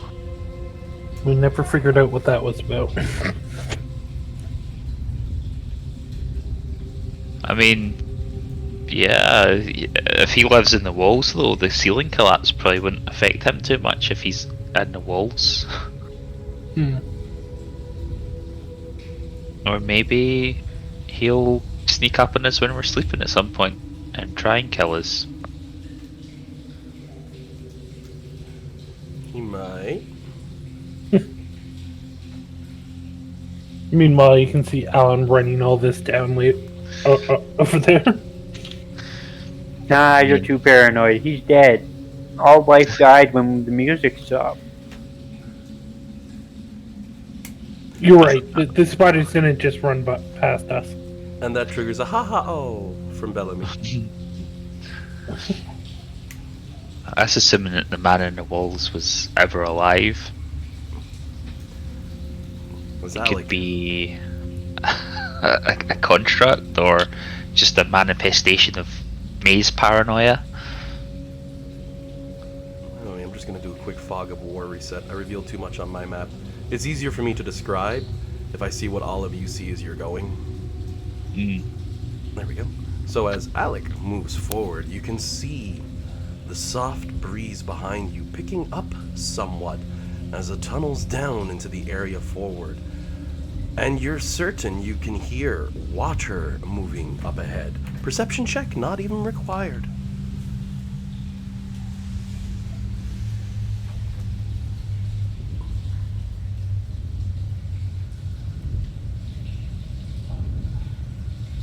Well, I'm hoping that if this is natural water, then there's no chance of Bellamy getting tricked again and going for a swim.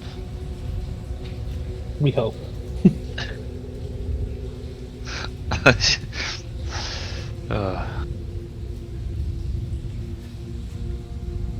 The chilly fog still lightly obscures the air, as you can see, and water drips down from the nearby ice as you all slowly make your way forward.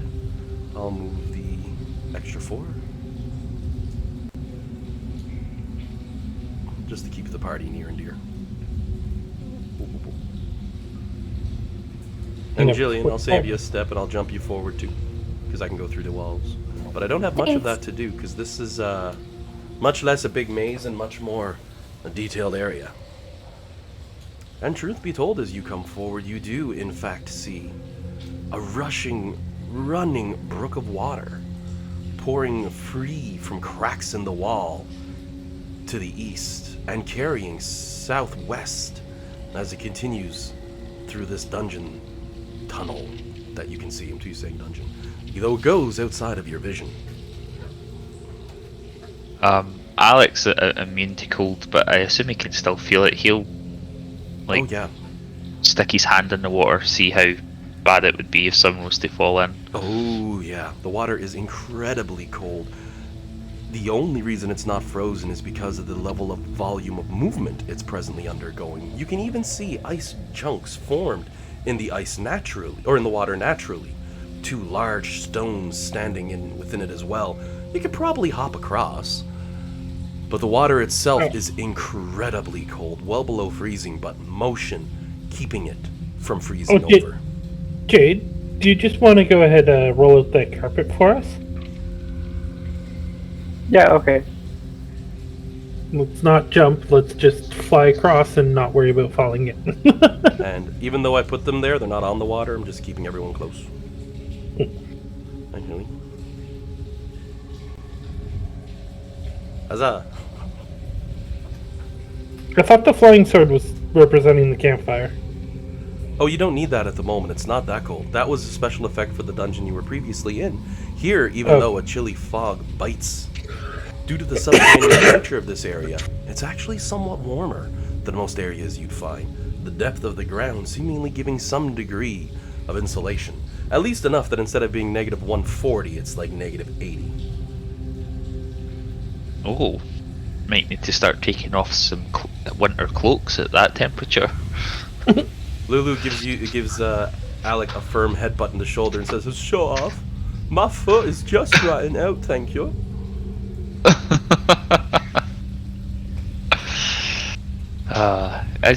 I'm sorry, Lulu. I'm just being sarcastic to the voice in my head. Well, tell her be quiet. It's going to get us in trouble, I'm sure of it. And she nods sagely once. I tell her voices in my head be quiet all the time, but they never do. I have one, I call him Peter. He's the worst. She's like looking off for a second before she looks side on back at you with a little bit of a grin. It's always the ones that start with P. Start calling him Pieter, you'll hate it.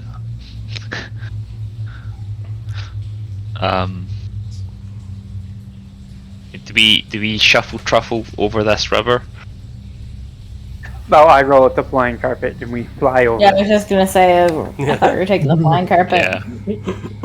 I was just if we can move our tokens over. 10 points. 10 points to Jillian. I caught that Disney reference. That was good. I missed it. What did you say? A whole new world. Love it. Oh, I just got my hands on the live action. I gotta give that a run. But I digress. Taking trips, no problem. With the magic carpet of flight. Who's going over first? I thought if it was big enough that it could carry a couple people. Exactly. Yeah, can it carry everyone at once? I think it's got a weight limit, and just because he's the sheer size and armor, I think Flux needs to go with only a couple of people. Now, I can take the 2 Nimbars. The nice thing is it is the largest carpet of flying, but it's 6 foot by 9 foot, so that's not a lot of size. So that's basically 5 by 10. So 2 people can comfortably sit on that, and it can hold 800 pounds of gear and moves at 30 feet. It's the biggest carpet, but the slowest carpet, and even then, it only takes up 5 by 10. So 2 people, or you can squeeze and get 4 people on there. Yeah. And if we're willing to have it move at 15 feet, we can double that capacity.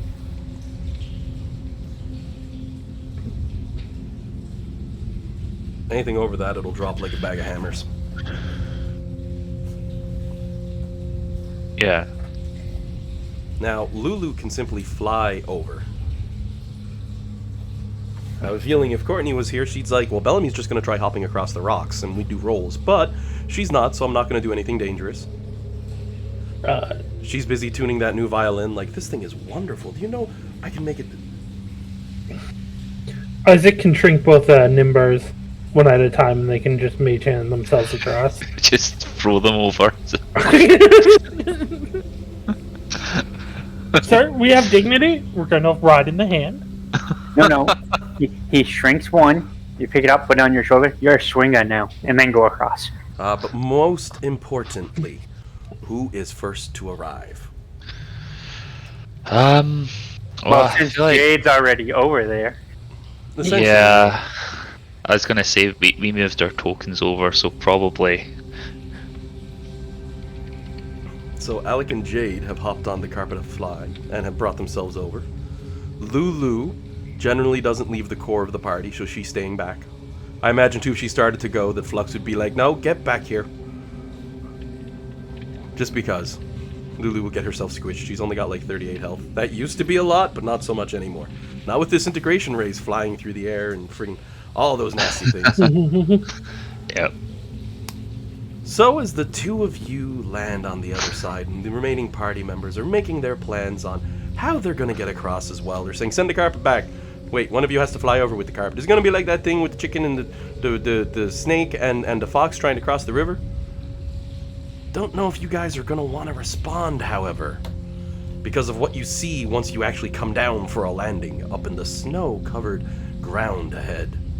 2 large, gorilla-like abominations lie asleep on the ground. You can both do a nature check if you want to try and identify what exactly you're looking at.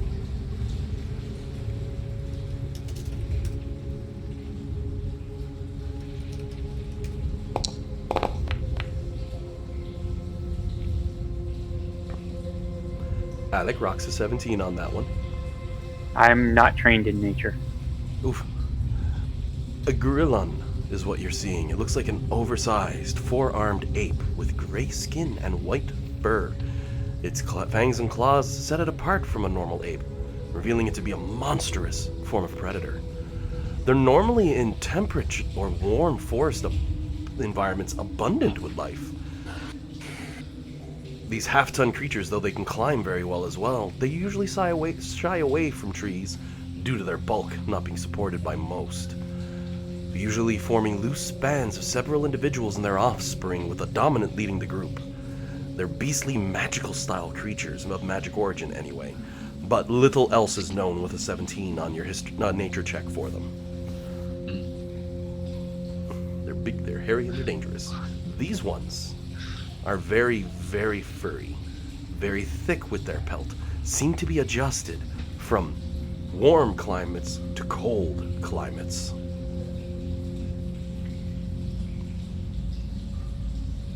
Alec will just put his finger up to his mouth. Look at Jade. But as mentioned, these two are sleeping. Oh, you want quiet? Okay, I'll give you quiet.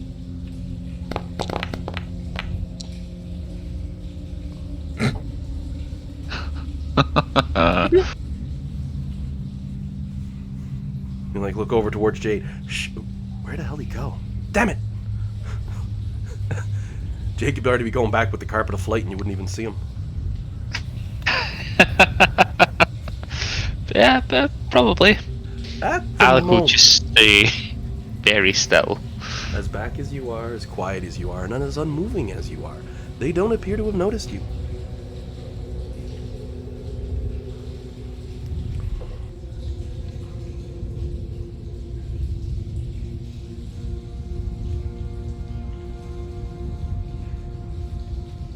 I'll leave it to Jade to go and inform the others, as he is much better at moving silently than me. Oh, yes, I will. Tell the others. I'll just keep watch. There's this quiet little voice in your head out of nowhere. Shh. Okay, shh. That's not Peter. That's Duncan. It's a new voice.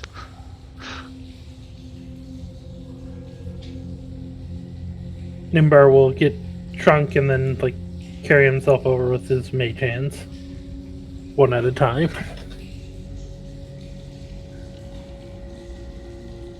That way we don't have to take up room on the flying carpet. So, with time and without moving past the zone that you're in, essentially, the team could make their way over.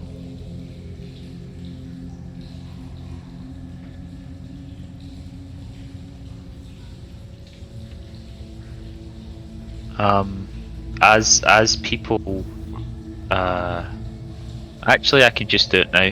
I'll just pass a trace through the staff, just so that when people are getting on and off the carpet, it's the sound is even further dampened. Oh, let's. That makes that stealth check of 40. Let's just have this guy come over here, just so we can see what's down here.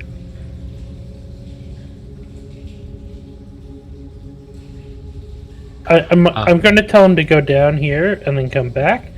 When he's down here, does he still communicate telepathically? Yep. Okay. I assumed it was something to do with the maze, but I had to double check. So, As he makes his way around, he has a hard time really catching a strong view of anything. Oh, that's peculiar. It's giving me both types of rain now. This affects things isn't working as well as it's supposed to. If you will, can it do perception checks?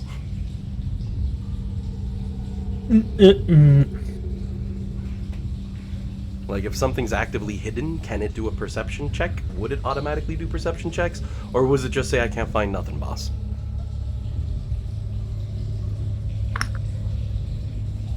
I can hear and see, and has dark vision. Telepathically sees and hears.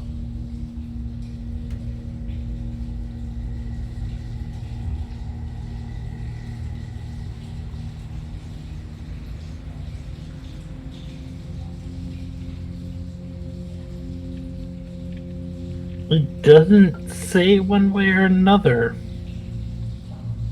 Yep. It's literally just an orb of scrying, essentially. So, it sees a cold hallway.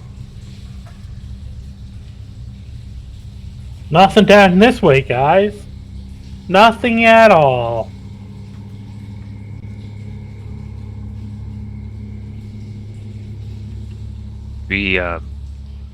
What's the feeling? Do we want to try and sneak past them? Yeah, so I just had it. So it looks like. Can everyone see what the mine can see right now?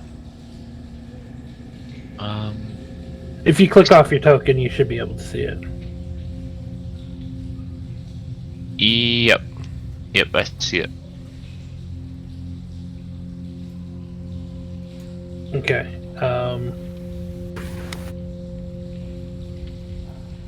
So that's like we have a little bit of knowledge. Mm.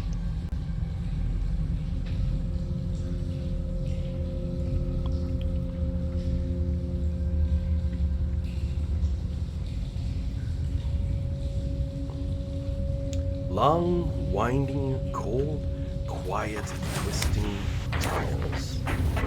That's all your manifest mind sees as it twists and turns around.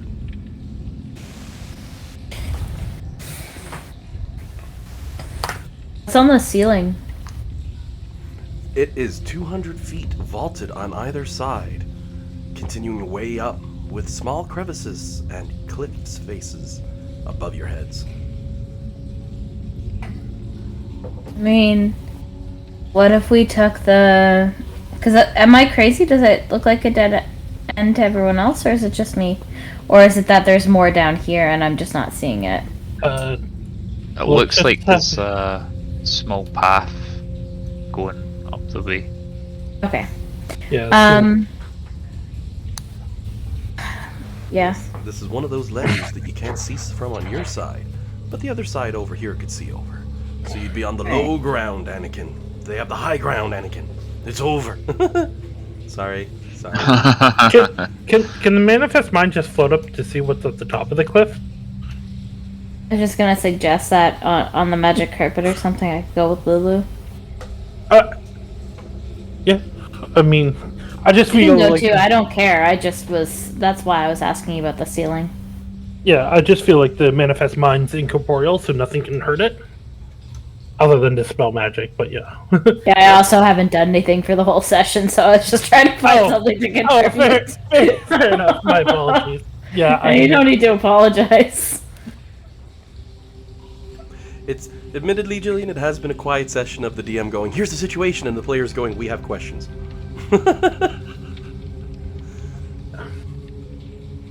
But the question becomes: do we want to try and sneak past these guys, or go down the mystery hallway?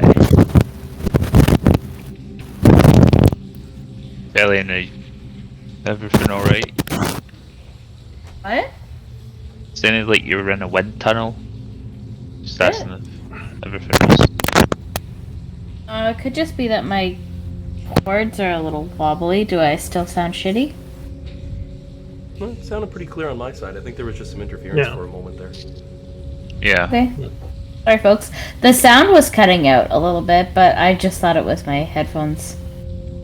Might be a loose connection then, that would cause it too, but It seems to have stopped now. I just wondered if like Fergus had snapped and was attacking you or something. oh my god. Puppy attacks, What? the best kind. He's sound asleep on his bed. Huh? Nice. So Jillian, what's your bet then for the scenario? You can either creep around one side that the manifest mind says seems clear, or try to sneak past two sleeping monstrosities, or option C, you do have swords. Who needs to sneak past anything? Just kill them. Yeah, I don't really feel too strongly one way or the other.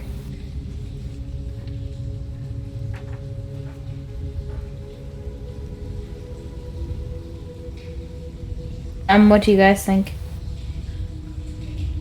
I don't know. I'm feeling like maybe trying to be a little bit sneaky. I don't know why, but Yeah, I'm not really in the mood to pick fights with a couple of gorillas who are just sleeping.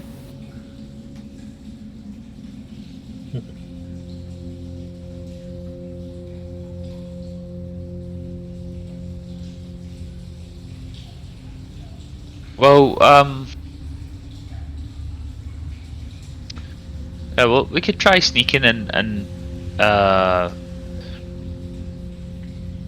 if you want, you could fly ahead on like or fly above us on the carpet, waiting to jump down like a literal sword of Damocles. That's fun. I do have the worst stealth roll probably. Yeah, I thought maybe like if you were on the carpet, like you technically wouldn't be moving, so maybe it would be like a straight roll instead of a disadvantage. But I don't know. It was just a thought. But I also like the idea of a surprise dragonborn falling out of the sky on top of these things. If you were going to do something like that in this scenario, the way it's set up, and let's say theoretically Flux was on a carpet of fly, 120 feet in the air, and you decided to jump an enemy, and the battle just started, and Flux is like, I'm jumping off the carpet and coming down on him. Well, so long as it's within 500 feet, it's an instantaneous drop down to the bottom, right? So, the way I'd rule that one is actually pretty straightforward. If Flux is lucky enough that the enemy does shitty enough on the perception check, which odds are at 120 feet above their head, then you'd get a surprise round just for yourself, and the bad guys would be under the surprise condition. Something like that could totally work. Well, I said that kind of... I realized as I replayed that, what I just said in my head, I sounded sarcastic. Something like that could totally work. Now, I was trying to be encouraging and reassuring that something like that could totally work. I was just thinking of the damage that could be done with it. It's like, oh yeah, kaboom. I'm gonna have enemies jump you from up there now. Yeah, I mean, if we're fighting them, I can definitely do that.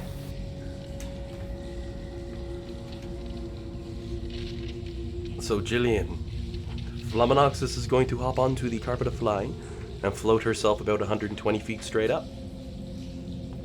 Okie dokie. Alrighty, you're now hovering. I'm gonna click on your mini. Where's your mini? Where did Flux go? Someone's on top She of Flux. should be there. Oh. No, she right beside Lulu, to the left. If she's in this square, I cannot see her mini. She Yeah, is that's there. where I am. I can see her there. Could someone move her mini? Or blah, blah, blah. I can do it. I'm just I only use a trackpad, so it's kind of a pain to drag it. Oh, I can. Myself in front of Isaac. There's a sword there. Weird. Is that the problem is? You seem to Sword have is attached. Give me a second. I'm gonna F5. Because you're just not showing on my screen of all screens.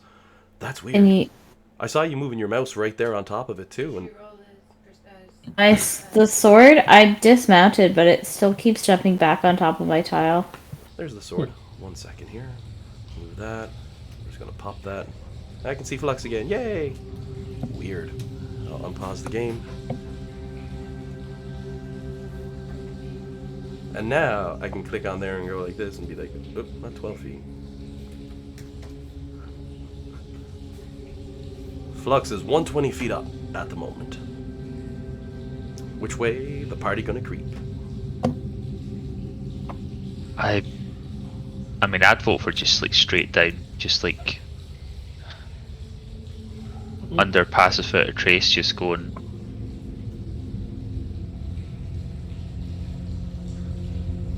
Like if we moved down here, just creeping.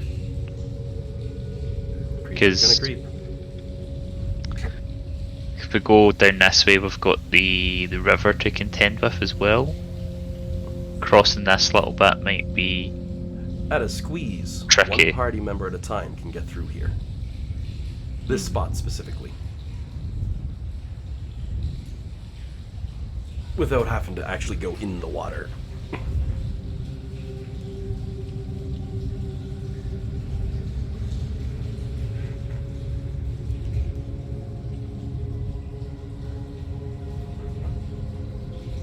Meanwhile, I will say Flux would notice Lulu floating up beside her, and Lulu would give a nod to Flux, and she goes, "Oh, all right.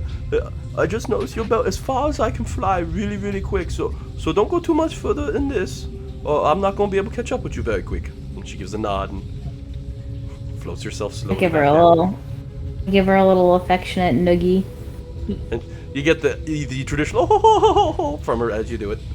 She can't help herself. But the point being that you're at 120, she moves 120. I'm gonna keep Lulu 20 feet off the floor. You know, she's just gonna hover a bit, like she's being smart and staying out of the fray, because she's small, SMOL, compared to you all. Yeah. But she also has trumpets of blasting, and they have a decent range, so. Team needs to make a decision if you're going to sneak past sleepy things or go the long way around. But this is. There's only 3 of us walking, so this is would be good for voting, because I would just vote straight down. So now, like, we can only have. We reach a. Like, 2 out of 3, we can only reach a decision.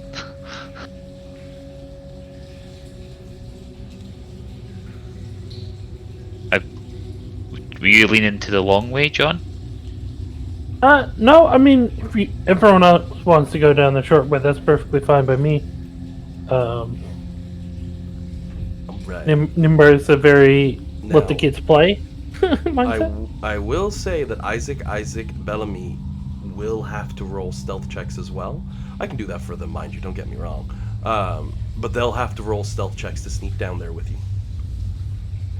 Mm-hmm. Flux, being 120 feet up in the air, could probably sneeze right now and get away with it. The ones on the ground would not hear her. Oh, and I should check, Jillian. Got any weapons at the ready? Probably, Sword of Avernus. Not bad. The one I've been using most recently. Well then. And I believe it's plus 10 to the stealth with move without trace, pass without trace for Alex's spell? Yep. Well, then, I have to be within 30 feet of him, don't I? oh, you don't even have to worry. Where you're 120 feet straight up, you could Right. sneeze and you could sneak by them. You Right, could okay. give a golden ticket. Right, that's what I thought you meant, and then I got confused when... Okay, Oh, sorry, my bad. Jeez, no worries at all. It's all, especially with all these magical spells up in the air and all that all the time. Let me give a stealth check for Bellamy. She gets a 20 total. And Isaac.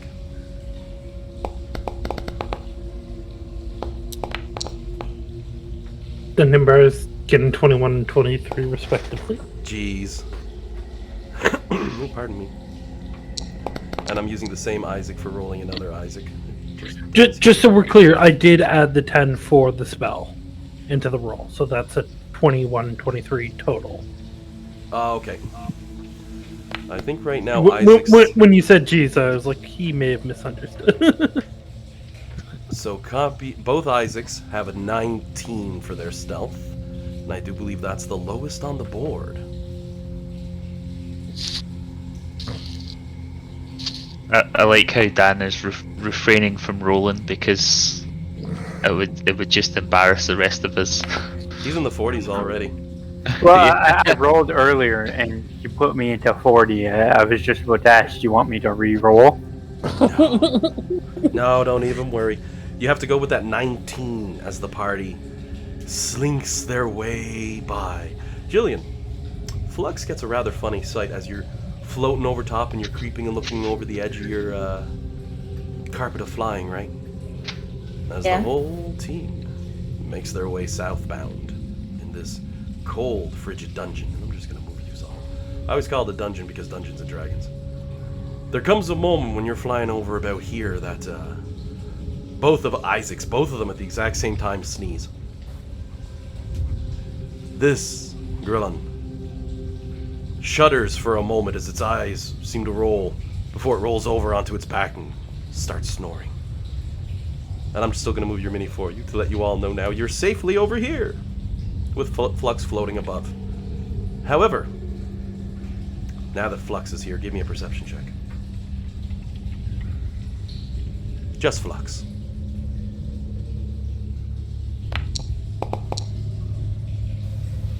Alrighty, and give me one more perception check.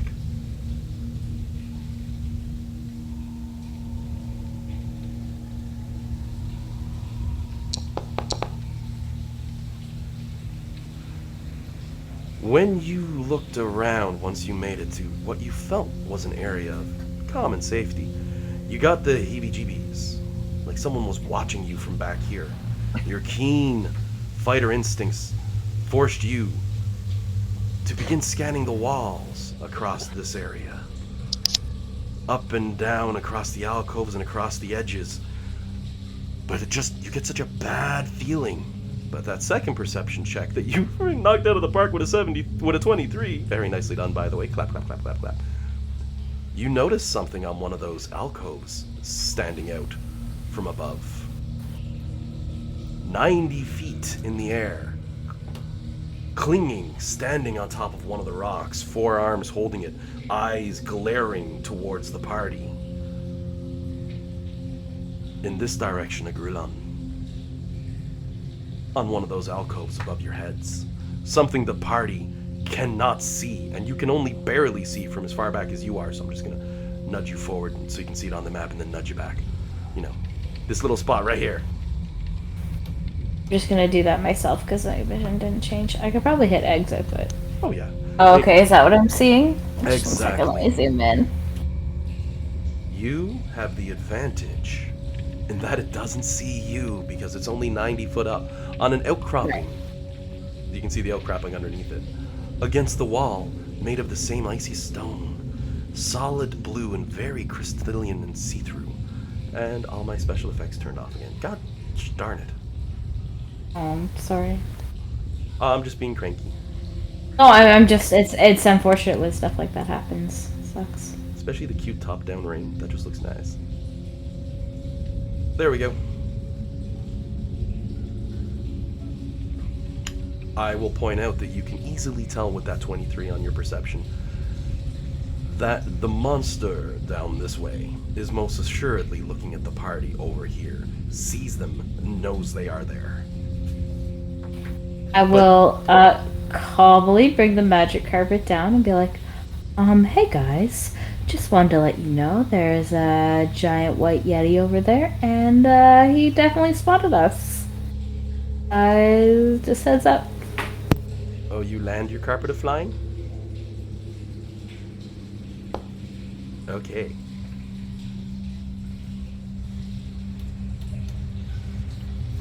Gillian, I don't know. Oh, sorry, yeah, I know. Sorry, Dean.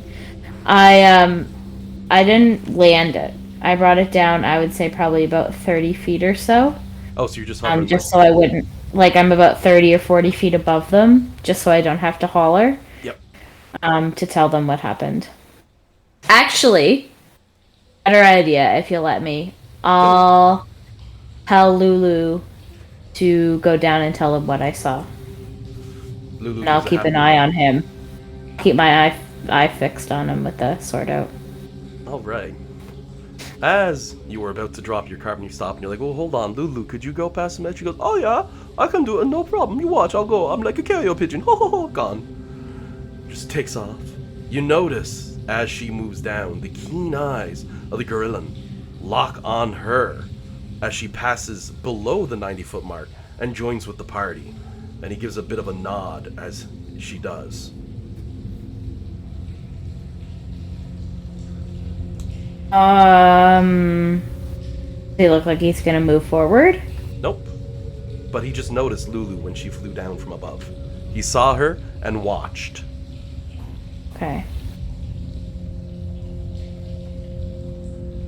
See, I mentioned that, Jillian, because if you had brought the carpet down to that 30 feet of flight, you would no longer have been hidden from him. But as of right now, you're still 120 feet up, 30 feet above his head, and he cannot see you.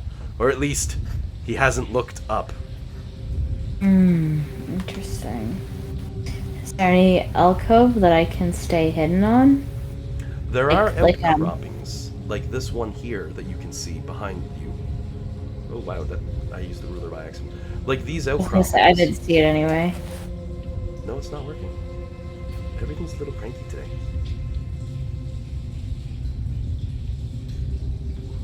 Yeah, the solid click's not working. I'll use my ruler since we can see that. These sort of outcroppings exist across many parts of the wall. You could get yourself anywhere in this area and attempt a stealth check to remain hidden from him. As of right now, you're what I call passively hidden. Logically, since you cannot be seen, you are hidden. But if you want the combat benefits of being hidden, you do have to do a roll at some point for it. But you're in a very advantageous position. It's like someone turns you invisible, kind of. All right, if I'm just getting that impression anyway, I'll probably just hang out for the time being. Won't go anywhere. I don't think David Tennant's showing up anytime soon, though. I'm sorry, I had to make the really bad joke, Jillian. I've been waiting for it. Someone finally dropped, "I'll wait for the time being," and I was like, yes, finally. I know it's really bad. I know it's the worst joke in the world, but... Oh, Sandy speaks up behind me. Yeah, I've gotten that a few times, and she sounds disappointed. Yeah, Jillian has that attitude to a lot of my jokes. Yeah, they don't say our jokes are good, we just make them. So then, Jillian, with your presently parked position in the air for Flummonoxus, it has not noticed you from what you can tell. You presently have an advantageous position against it should combat erupt, and you're in a good spot. Keep that one in mind. With Lulu's warning, are we able to spot this Look, beast? You can all run a perception check to see 90 foot up on the walls, hidden behind an ice fissure, if you can spot such a thing, with its white fur blending it ever so perfectly against the icy snow.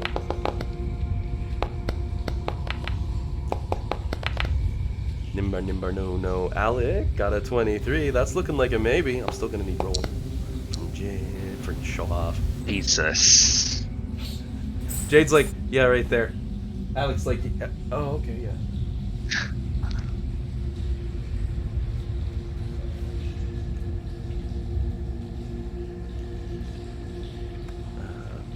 Yeah, Jade is able to see where it is. Sorry, my phone blipped on me for a second. Jade is able to see it and can identify it, and so can Alec. But for Jade, it's like, oh yeah, look at that. Those claws of his need a little bit of work. And Alec is like, right, yes, the claws that he has. I certainly saw those. I just make out a shape.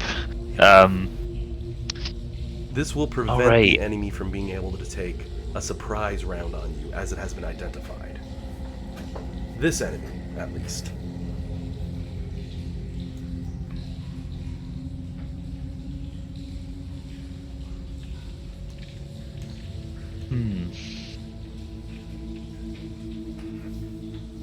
I get this. We're probably in some kind of nest, den. Is that one of their guards?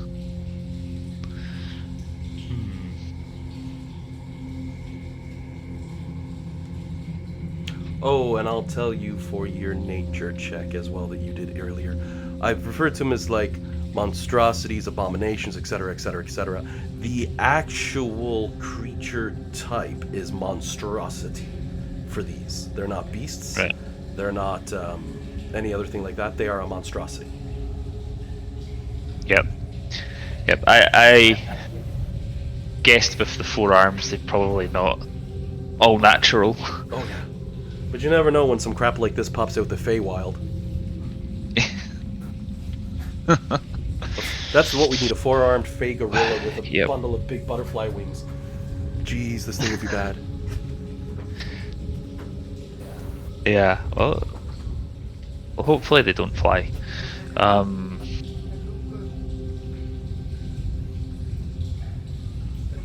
Okay, so it's completely out of my range.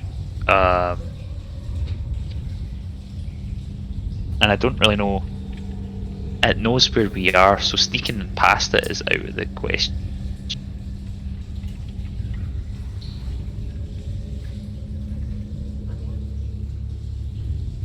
Do we just go carefully? Just get ready for a fight?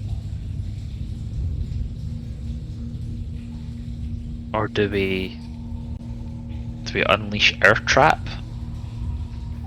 Do you see any spider corpses or troll corpses or anything like that around? Because they went through here before us, did they not? There are none. Just footsteps left behind.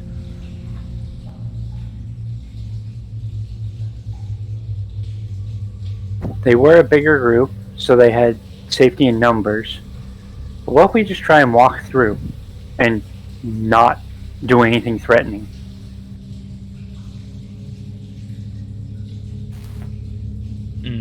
Yeah, I'm tempted to try that. I would probably be able to navigate our way past, like, if it was regular apes, because they're creatures. These being monstrosities, we can definitely try, but probably less likelihood that it works. But yeah, I think we just push forward and try and avoid a fight. But I can send my imp up because he's invisible. I can send him up to tell Flux that we're going to try and just walk past without starting a fight, and if it seems to be aggressive, just to take it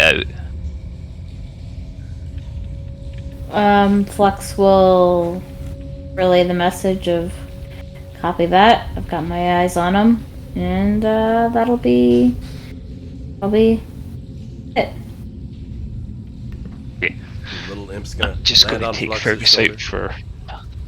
He starts doing all these hand symbols and gesticulations and all that to explain. Then he pauses. He goes, "Oh shit, right? I'm invisible. You can't see me. Hang on." Makes himself visible. Goes back to making the hand gesticulations and symbols and all that. Despite the fact that he spoke out loud for a minute. But yes, in more seriousness, the meeting's passed off. Flux is made aware. Yep. The team's planning on creeping on by. Bellamy gives a nod, says, "Worst case," and she pulls out the violin. "Music will soothe the silent beast. Worst case," and she, like, preps the violin slightly. "Music will kill the savage beast." Haha. Yep. All right then. I guess Jillian. worst comes to worst, we'll just need to try a harder beat. You know, beat down, but beat in the music. I'll see myself out. Oh God. So Jillian, these people that done there go down below, kind of a separate party from you at the moment. You're the one poised for combative capacity. So what's your plans here?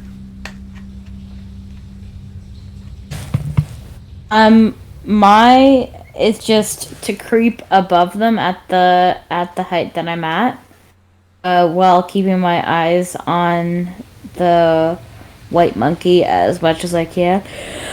It's going like really slow. That makes sense? Like I'm following them above them, but I'm also above the ape and watching them. Exactly. I kind of figured you were poised and ready with that blade. Because, you know, as much as I'd love to say, you walk by and have a happy day, let's start playing out a little bit what happens here. Let Fluminoxus and Flux, I'm going to move your mini for this one. Since you've jumped on the lead with your carpet, I can use you as a nice staple here.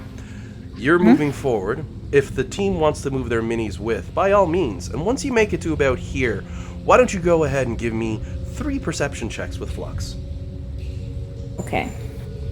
Your eyes scanning these areas, though you have advantage on these checks as you now understand how the monsters hide. Okay, I rolled the first one before you told me it was at advantage, so I'll just roll another d20 when I get back to the tab I need to be on. Holy God. You're saving them for when you kill Those some are tough fights. some real bad perception checks. Yep. And you've still got a double left for the first one. That one's decent at least. That's nice. Plus 6. So that's 21 actually.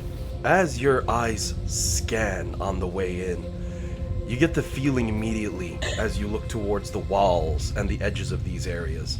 You can see scratch marks and claw I can't make my DM thingy come up. Scratch marks and claw marks along the edges of the walls where these monsters must have been climbing and moving about. But your eyes can't clearly catch too much, but you do see, perched over here, 75 feet in the air, on ice as well. Oh geez, Sadness Chan, that's just rude. A good one, but rude. Doesn't bother me. You're fairly. She can't hurt me. She's not real. You jump into a monster, I call it Sadness Chan. Everyone goes, oh no. She's been waiting. You're certain there's more than 2 nearby. But the team wants to go ahead and position themselves as you make it here because... And you'll be in rank and file. You're ready for a battle. A battle that you know is coming, right? So you all go ahead and position yourselves. Oh my word, the rain is so hard outside. This is lovely. I'm gonna open my window or my door all the way. If you all hear rain, partially my apologies, but it kind of matches the map, so that's okay. Yeah, I took Fergus out for pee there, and it immediately started to get heavier. Like, thank you, nature. Oh, bad timing, but I love a good rainstorm. Could I, as we're walking along, cast the Gift of Alacrity on myself? It's that thing that gives me a D8 to initiative. Oh yeah, you've got plenty of time before this last-minute rush kicks in, and because you have telepathic communication with your imp, which isn't limited by distance or by line of sight now, thanks to not being in a shitty area, he's still chilling with Flux, because nobody called him back, and he gives a note of the gorilla over in the corner that she's noticed up in the air. Yeah, if the imp was still with me, I definitely would have sent him down to tell them that there was another ape. And I suspect more. I only see 2 right now. The imp's chilling on your shoulder because he can telepathically communicate back to Dean's character, Alec. He gives you the nod. Oh, I ain't going anywhere. That thing will squish me. I'll just watch. And he like squints his eyes. And he's like, okay, I told him. Yeah, I'll just move him on a Flux's token. It just unfortunately means you're stuck with the imp if something goes wrong, right? But I mean, you all know I don't attack secondary characters unless they attack, and familiar specifically can't, so it's not Lulu hanging out on your shoulder for once. It's the imp. And I'll move. Speaking of Lulu and the rest, I'm gonna bring them over to about. Let's see. Bellamy usually keeps a safe distance, so I'm gonna put her there. I'll put the Isaacs there. Lulu's way back. That should just about do. My little imp buddy probably tries and gives Flux like a reassurance shoulder massage, but then realizes it's just solid steel plate and he can't. Flux, you hear the sound of music coming from your left shoulder pauldron as you see the imp drumming away on it. A little bit to the left. Kamasheg. 70. It's a good old time. Well, I'm sure Jillian's looking greatly forward to swinging her sword. So the question is, who is going to be the party member leading the charge? Who crosses that precipice to come close enough to trigger these enemies? I can say to Kamasheg, I'll take this guy if you want to go. If the group wants to go for the other one. Because I have a feeling like Flux and this guy, maybe I'm being cocky, but I feel like Flux and this guy could probably be well matched. Well, so she could do 1v1 and they could do the other one. If you want to start the fight, I can roll the initiative up right now. And you can do I your will communicate. Before I do anything, I would say that through Kamasheg and see what they think about it. To which Kamashag would be like, hey, boss, she's saying she can one-shot this guy. You guys want to catch the other one, she'll take this one down. I didn't say one shot. Kamashag even waves a hand at you. Hold it back so they don't get flanked. The imp probably has a tendency to over-exaggerate your abilities as much as Alec does. Yep. But it's not really much of an over-exaggeration. It's like, might not be a one-shot, probably closer to 2.5 max. The limp's giving a Just hand 'cause of wave. their My sheer bet. size. Flux, you hear the imp say out loud, No, my bet is one shot. Though he's clearly talking to Alec now. So the plan's been spread over, and if you all want to mull over it for a moment. We may as well use like the one guaranteed advantage that we know we have. Yeah. But the question is, the Fluck has pointed out that there's more hiding. So exactly how many of these are here that we would have to fight if we initiated a fight? I thought the assumption, like, as soon as we cross underneath one of them, they're going to jump down and That's what I was attack us anyway.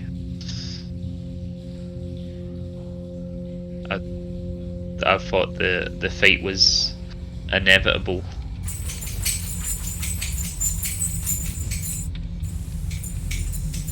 Or maybe I picked that up wrong. I mean, we assume that they're going to jump down if we keep going.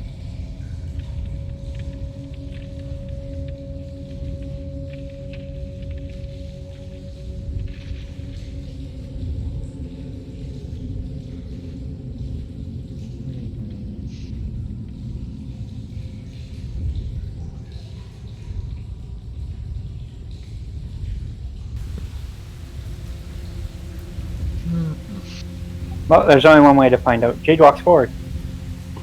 Oh, you're gonna go towards the one in the south? Oh, you're going towards No, the one in the I north? was going north.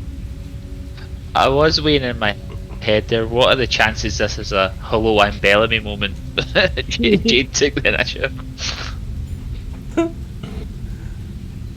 She's running along like, hey, wait, that's my line! Oh. Actually, I'm going to keep her back. She usually plays it a little safe when things are coming up. So, as Jade makes his way forward, I will say you could jump this little 10-foot cliff here. The one that's the line of sight blocks right ahead of you here. You can jump that for free. The other way, not so much. I'm just pointing it out. As you start to cross over this path, however, Jillian, Flux has probably been waiting for this moment because you can see that the Gorillan up forward and the one underneath you are beginning to get ready to jump. Do you take your strike? Of course I do. I'll say through Kamashag, it's go time, and I'll attack. Then we're going to need initiative rolls.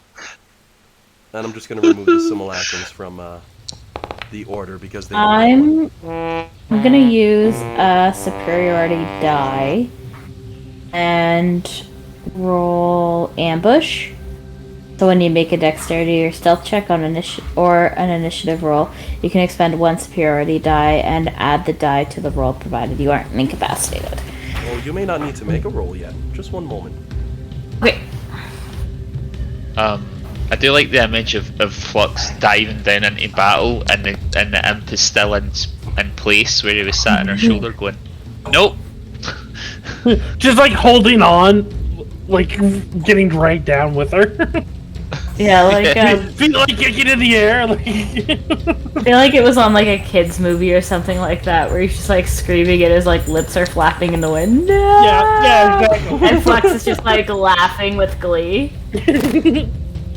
You might be giving them too much credit because they didn't roll high enough to perceive you. You don't even have to roll. They're under the surprise condition. However, to be fair, so's the rest of your party. You're the only character permitted to act at the moment as you fly through the sky. Oh, even though I said it's go time before. Yes, My initiative.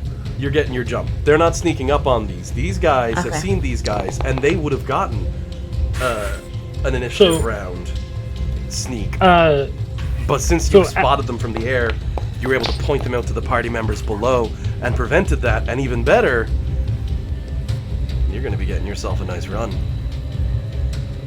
So Alan, to be Yep. fair, I rolled initiative off copy Nimbar originally, and You he got lucky. had a Go ahead. 1. You go ahead and roll yours. You got lucky. I saw that. Okay. I was like, oh, I gotta remove So these, and I saw that you come up a 1 right when I'm saying that, and I'm like, oh, you lucky man. Yeah, I was fully prepared to have like Nimbar go on a 1. So. My initiative gets a +6 from the spell I used. There you go. Sweet. beat Is there Isaac. any way for me to edit that, or is it all you? I'm not sure. I right click and I can update combatants, but it might be a control feature. But one extra It step. doesn't matter. Yeah. Oh, and Flux, if you could dial in for your dice run. Do you mean like for my initiative? Dice run. Yeah. my Okay, I thought you were telling me not to roll initiative, so I was holding off on it. Oh, no, definitely. So this will be plus a d10 as well. Yep. Okay. So that gives you a total of 15, which jumps up to a 18. Almost said 25. There you are. So, I'm just gonna step through the 4 players and jump straight down to Flux for this first round of combat. The other 4 are able to take reactions now. Alec, Isaac, Garullan as well, which has posed itself for battle, the one to the north, like, but it's can only take reactions. Flux, as the air flies past your character's face, your sword in hand as you dive bomb the enemy. Go ahead and give me an attack roll with advantage. I'm gonna use 2 hands. I was literally about to say, I'm assuming 2 hands. Wicked, we're on the same double 12s. Look at that. A 28 hurts heavily as you nail into the monster, and it roars in pain. Oh, that didn't work. Applied way too much damage as you tear a piece of its flesh out. It's still under the surprise condition, but what I'm gonna need from you is a quick athletics check. I'd say acrobatics, but I know where your training lies. Okay. Either one is acceptable for basically landing. Flux comes down with the blade. You land however you want. You want to do a Tony Stark 1 knee landing? No problem. You want to land crouch both legs? No problem. You want to just dead leg it and land without even crouching? No problem. A 20 bloody 7 on the athletics check. I think what I'll do is I'll like jump on its back and just like stab down into it with 2 hands. Like I'll like ride it like piggyback style almost. Oh, awesome. Now I'm gonna do that thematically. Otherwise, you'd have to do a grapple and you'd lose an attack and. Yeah, no, I'm not trying to grapple it. It's just. But for the like, coolness, for definitely. flavor. Given that you're standing on the small ice brick and fighting against it, and you still have advantage since it's under the surprise condition and you jumped it. You go ahead. I Keep get my swinging other 2 those attacks? swords. Okay. Oh yeah, it's dangerous.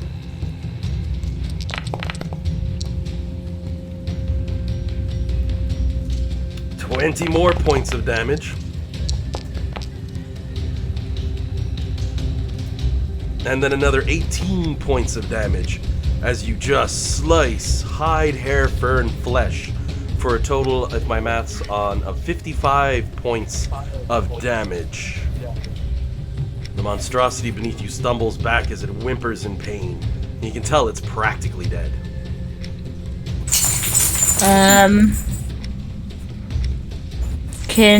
Will you allow me to use my dancing greatsword, or are my 2 hands preoccupied at the moment? It's a free action to let your sword go, so you know you haven't used an interact with object yet, right? Right. So yeah, by all means. This is still advantage, right? Yes, because it's an ambush. You've got them by severe surprise because they failed on their perception. Alright, and you throw your mighty sword. Oh, sorry. No, I don't. I rolled for hammer instead. I'll just see if I can roll the damage for the. What did you roll on your die for that? An 18, that's a hit. And yeah. It's 2d6 plus 9, so I'll just roll it down here. Perfect. Sorry, I hit the wrong weapon.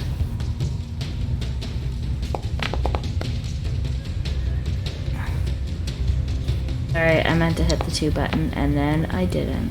4 points of How much damage damage? plus your bonuses Oh, wait. plus the add-ons. Can I re-roll Reroll. Can I re-roll that one? Yeah, because great weapon, master. Oh yeah, anything that's a 1 or lower. Okay, perfect. Love that. I think it's a 2 or lower, actually. 2 or lower, yes. Yep. Yeah. Oh, Okay, that's geez. better. Much So better. that's 9 plus 9, so that's 18 points of damage. So, thematically, you had that nice landing with the stab and the slices and the attacks. Given that you finished him off, I'm almost just tempted to say it was one solid hit, cleave him clean in half as you land on that ice block beside them, but the idea of a tornado tsunami of blades just tearing it into shreds, I don't really have any better way to describe it.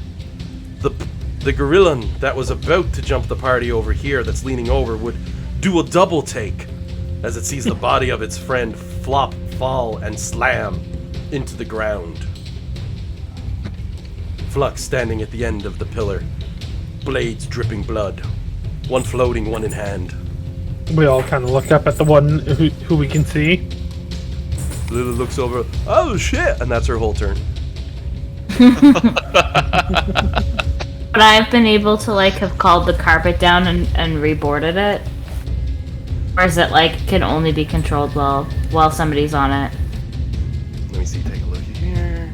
You speak the carpet's command word as an action to make it hover or fly, and moves Yep. according to your spoken directions, provided that you are within 30 feet of it.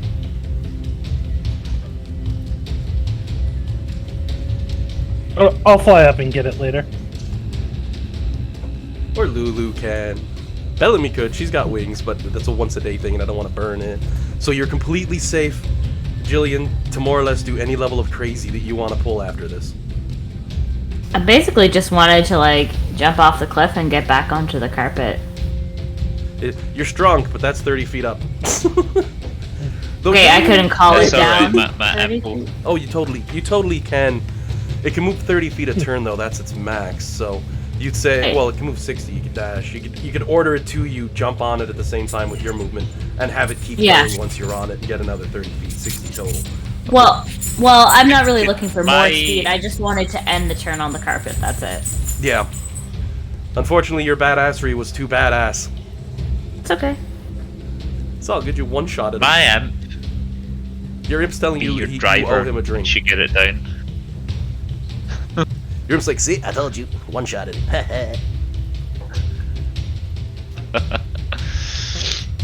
Oh, that's right. Anyway, Kamashag could be your driver. He doesn't do anything else in combat, he gets squished. That's a good Yeah. use for familiars. Jeez, look at that. Okay, so, regardless. Alex's turn. yeah. He'll be more than well Now, be on that roller coaster again. you have the monstrosity looking over the ice at you. What's your plan? I will cast guiding bolt at it. Alright, as you hold your hand up and you prepare to cast, roll me an insight check. They're gonna run away. I was hoping that they would run away, but there's nothing like encouragement. It's not that it's going to run away, it's terrified to the point that it's almost petrified. You can see its legs shaking, its spare set of arms have deeply gripped and clawed into the ice beneath it. You've never seen a creature filled so much with natural fear before. Its eyes frozen on Ooh. Fluminoxus.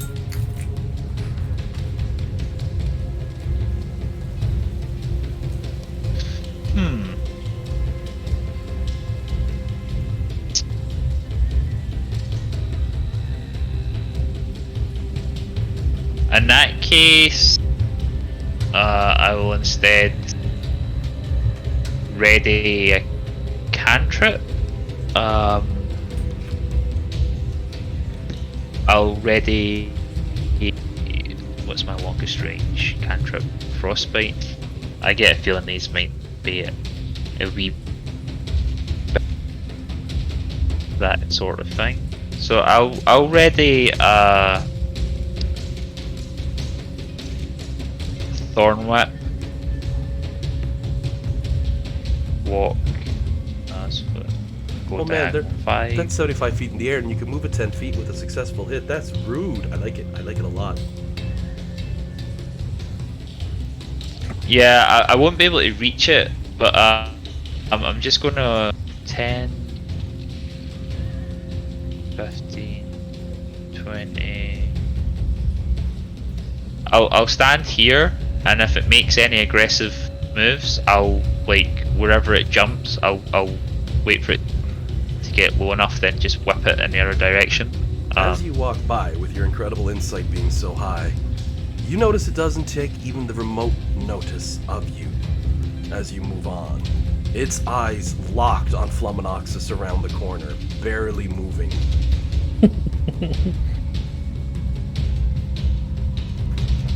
Then with your Okay, readied spell, that'll yep, that'll be my turn.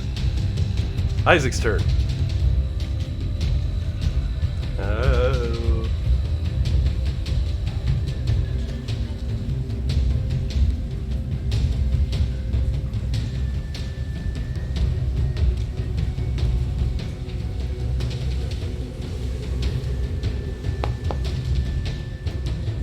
Isaac's fairly insightful. He can see the fear in their eyes. And he smiles and he's like, "Oh, they're scared. Now I can nuke them." I kind of feel like Kieran would, you know? I don't know though. This is a hard one.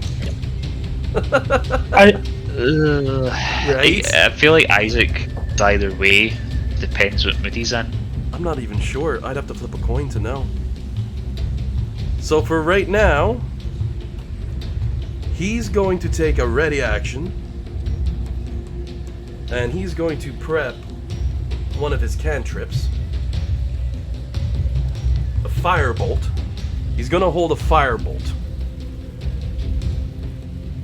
And since he's at 17th level, it's a nice 4d10. He'll fire it at the one up here that we've seen. If it jumps down to attack, he'll immediately take an attack to shoot a firebolt at it before it makes it down. That's his turn. As for the Garun up in the ice, it stays there and does absolutely nothing. Jade, your turn. It's still staring at Flux. Sorry, Challenges was just taking a quick bathroom break there. Oh, no worries. But I'm sure she'll be very pleased to know she's terrified into an action. Oh, yes.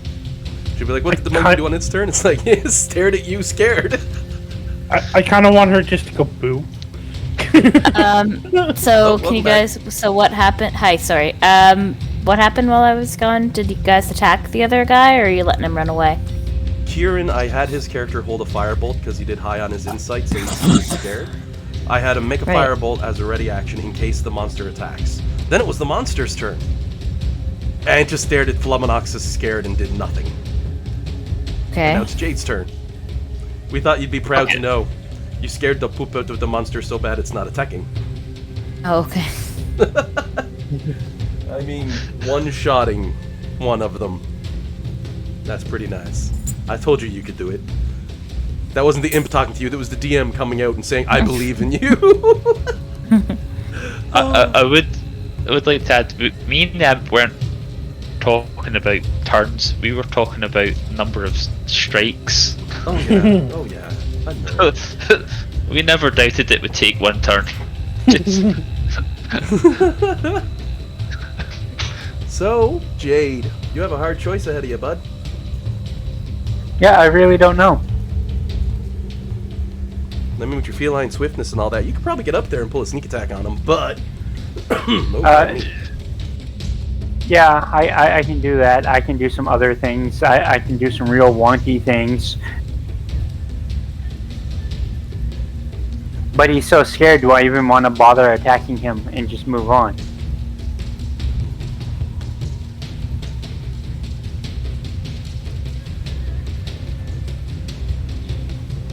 So the question becomes, do we want to kill it so it can't come after us, or do we just want to move on? I mean, Alec moved to walk past it just because he got the impression it understood that show. Gorillans are true beasts, even though they're a monstrosity. I can confirm this with your nature check, implying that their intelligence score is unfathomably low. They're stupid. They do not have the ability to speak a language. They're an animal, in the rawest definition, but a considerably powerful animal.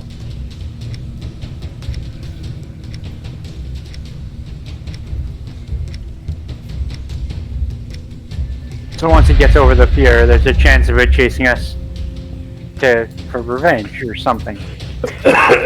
The thing is, I don't think, because like it's not like we used magical fear. It's just afraid of what we can do, so it seems unlikely for it to hunt down. That's like a rabbit going after a lion. Okay, then I'll just move on. So Jade moves around and catches up with Alec. The Gorillan only still staring at Flux. And Flux, it's going to be your turn in a moment unless Jade does anything crazy. I will say, Jade, as you come around the corner, you're greeted with a rather peculiar sight.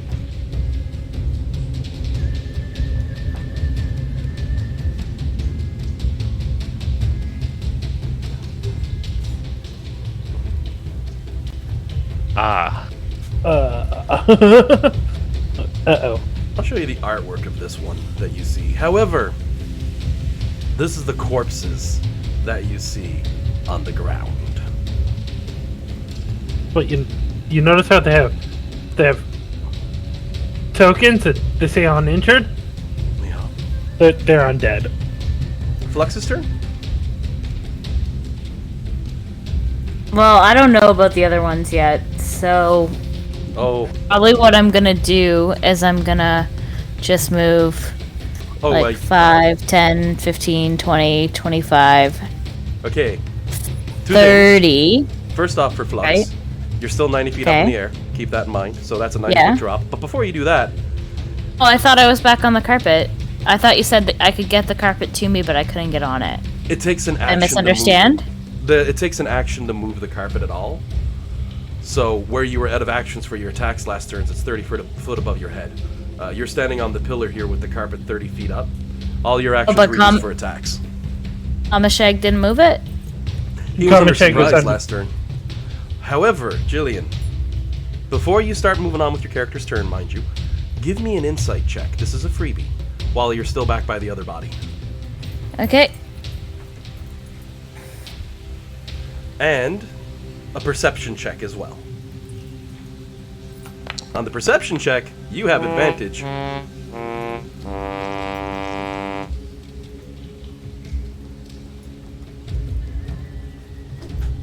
I really should just leave you to rolling attack rolls. You kick some arse with those today, but the perception on the 15 is enough now for you to notice two more of them cowering at the wall, staring at you out of pure fear.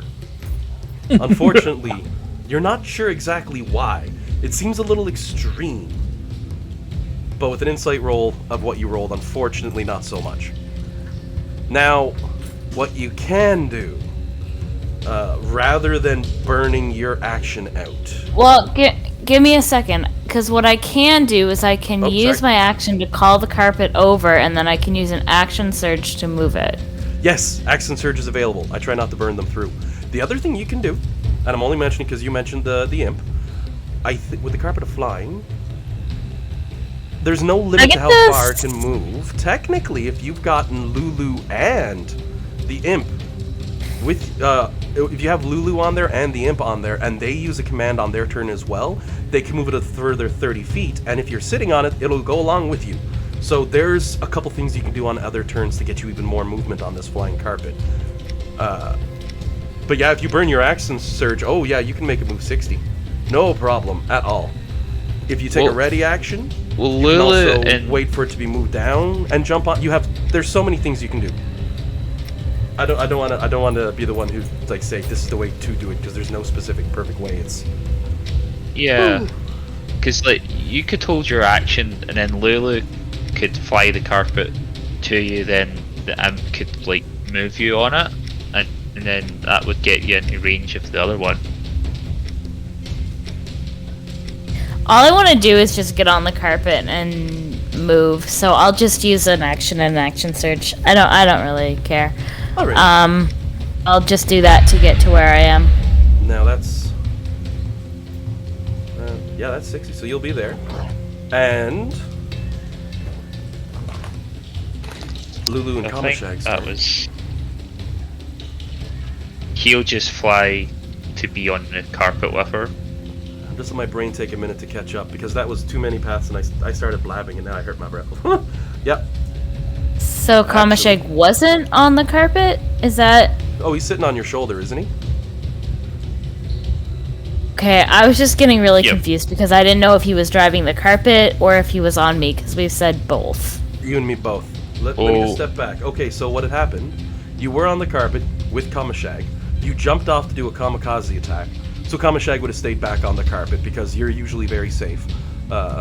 When you summoned the carpet back down to you, Kamashag would still be on the carpet. So when it comes around to his turn, he can move at 30 feet any direction you want him to go. 'Cause I'll leave he it is up with to you. Dean, because Flex probably wouldn't be into commanding other people's familiars, so whatever Dean wants to do.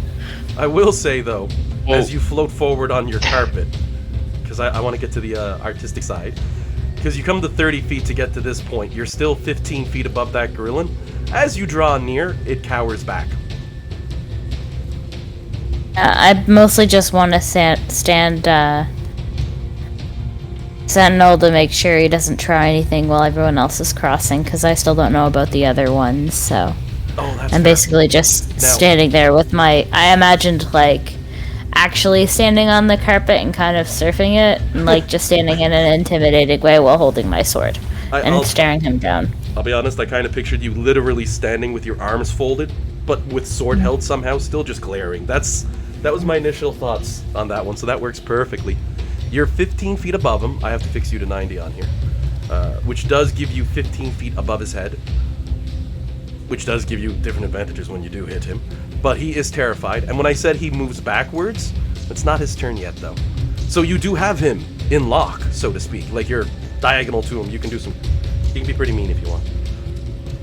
I'm not gonna attack him if he's cowering. Oh, he is cowering. You've kicked some ass on the battlefield before, and you've seen this. But I can only give out so much. The insight check was for a reveal, but that's all I got.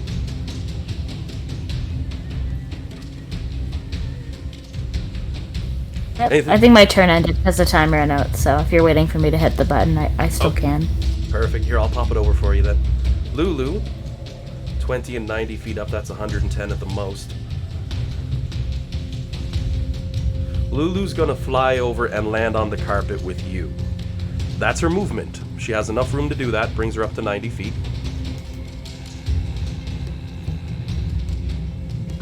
But how can I position her? Shoot. Lulu's going to take a ready action that if Flux asks, she'll tell the carpet to move using an action.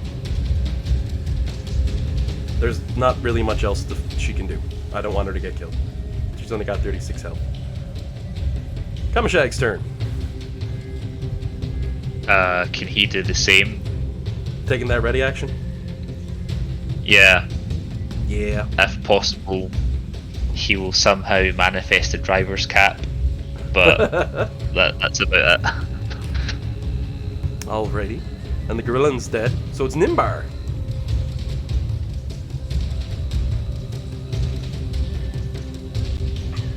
So at this point, since we're actually a little late on time, I figured I'd check. Nimbar, you got anything crazy planned? You gonna do an attack, or you creeping by with a prep? We're just gonna creep by with the prep. So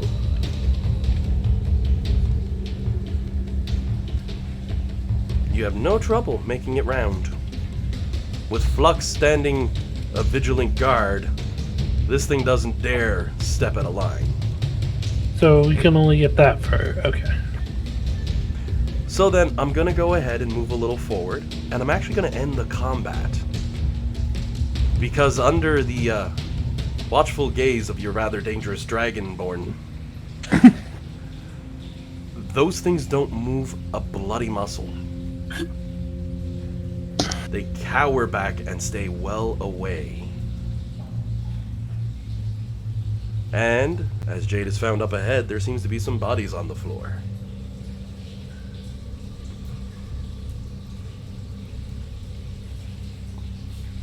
Flux, after everyone has made it by, I'm just going to move some creatures up this way to save the step. And once I find Isaac, here he is. He's really hard to see on this floor. Need to get that boy a token. Yep. The others move by without any trouble at all, under the watchful gaze of Flaminoxus. The Gorillan makes no action against you besides cowering further back into the corner. The ones on the walls back here scurry up and away the second they're out of sight and get the heck out of dodge, you might say.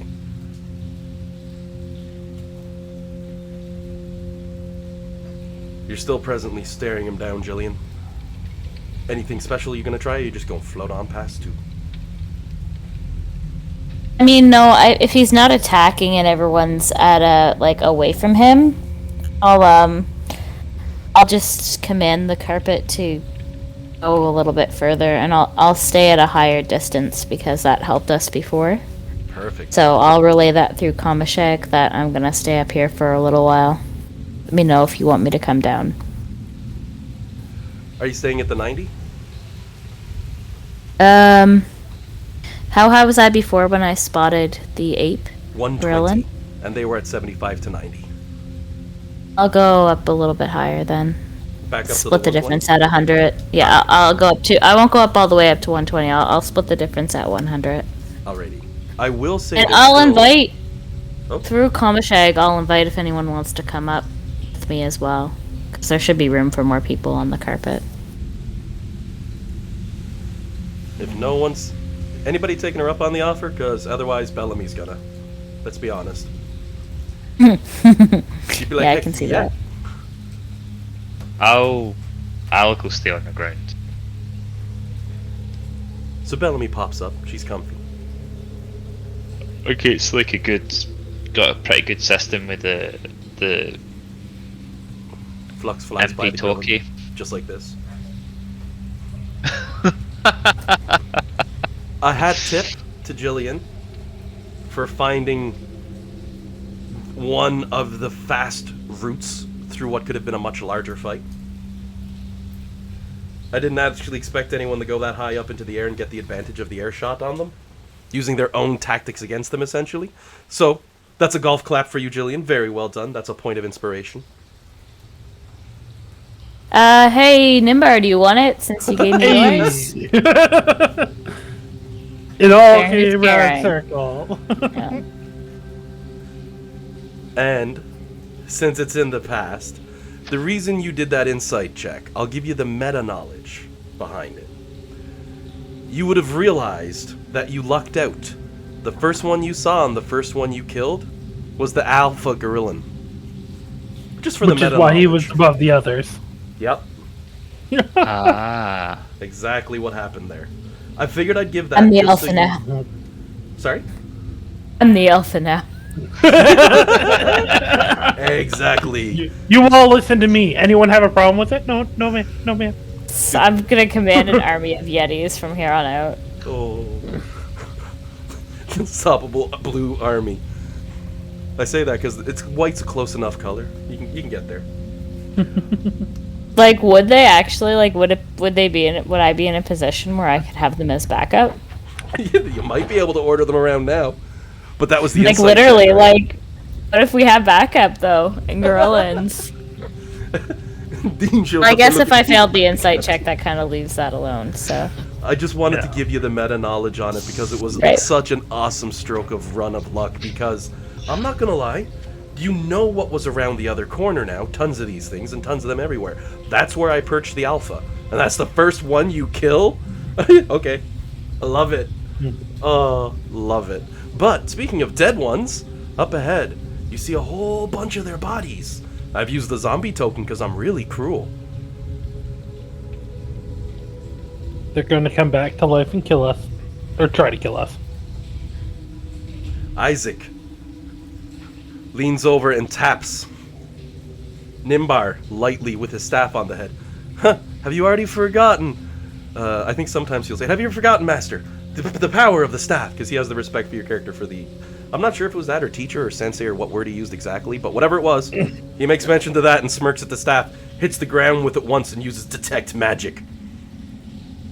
He's like, I ain't seen nothing necrotic, they're dead bodies. Yeah, but if they've already been resurrected, they're now creatures that don't give off magic. He just holds up a hand. I can be optimistic. I mean, it does seem a bit off. Like, they're monstrosities, but they act like beasts. I don't think... Is that, like, I don't genuinely know, like, in the real world, do animals hang around? I know there's, like, elephant graveyards, but usually they're not where,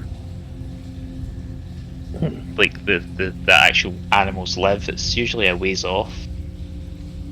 I don't know. It's a druidy type question.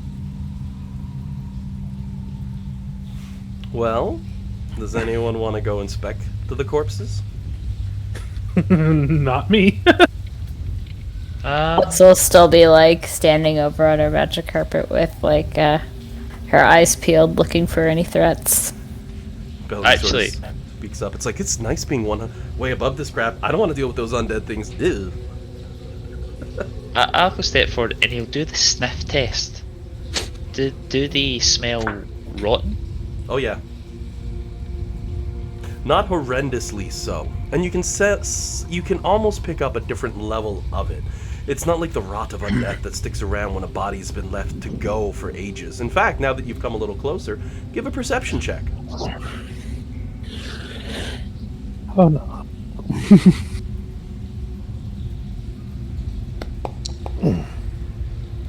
Glancing over them, you can see they're at different levels of decomp. However, the one at the very front seems to be the most fresh.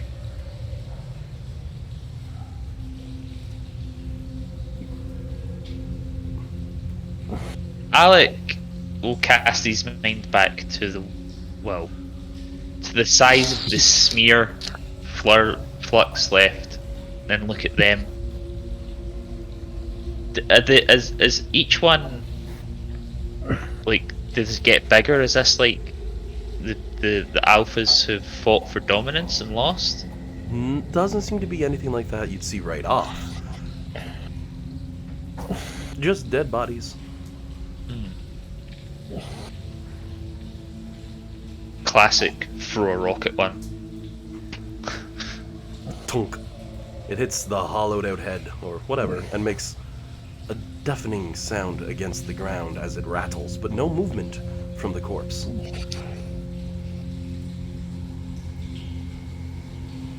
mean, the rocks say it's okay, guys.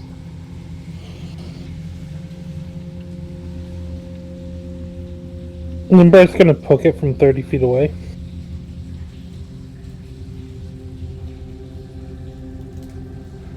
Lulu's gonna flap her little ears over beside Flux. I'm not touching those things, even if they pay me. And as you poke it with a stick from 30 feet away, using Mage Hand, I'm assuming, Yeah. it's about as disgusting as you would imagine. Skin breaks, it goes through, ew. I don't want to go into details on that. I just ate pizza pockets.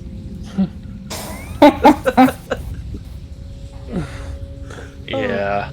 Alright, well, it seems casting- safe for us to continue on then. Yeah. Casted back memories of that frozen burrito I had. So then, as you walk close to the corpses to get your way by, anyone taking a look at them? Yeah. Alec will. Jay just pops up, yeah. But Alec as Oh, well. Jesus. So go ahead and give me a generic perception check as you give them a quick once-over. Anyone's allowed. 24. Being as Yeah, close as you are, that high. being able to physically interact and look at them and etc. You're not 100% exactly on how they died, but Alec speaks up as he actually picks the arm up on the one in the front. Nope, not zombies, he says, as he points at a rather large bite taking out of the underside of the arm. Cannibalism? The teeth marks are far, far too large. You feel a warm wind blow from the north.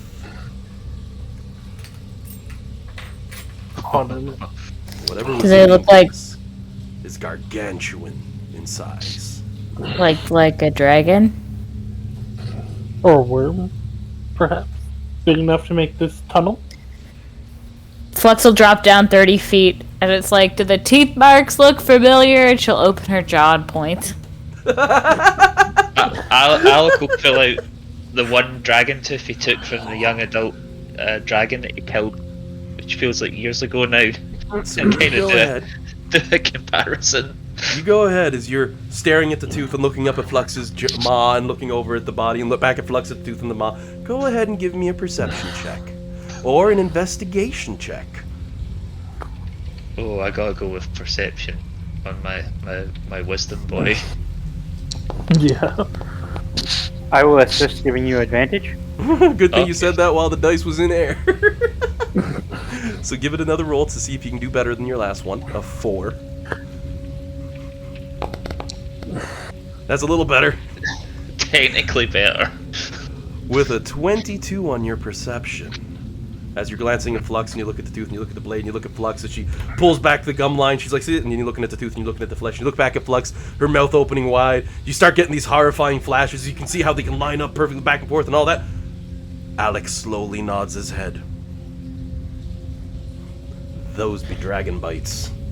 Uh-oh. So I think this is a good place for us to pause until next week.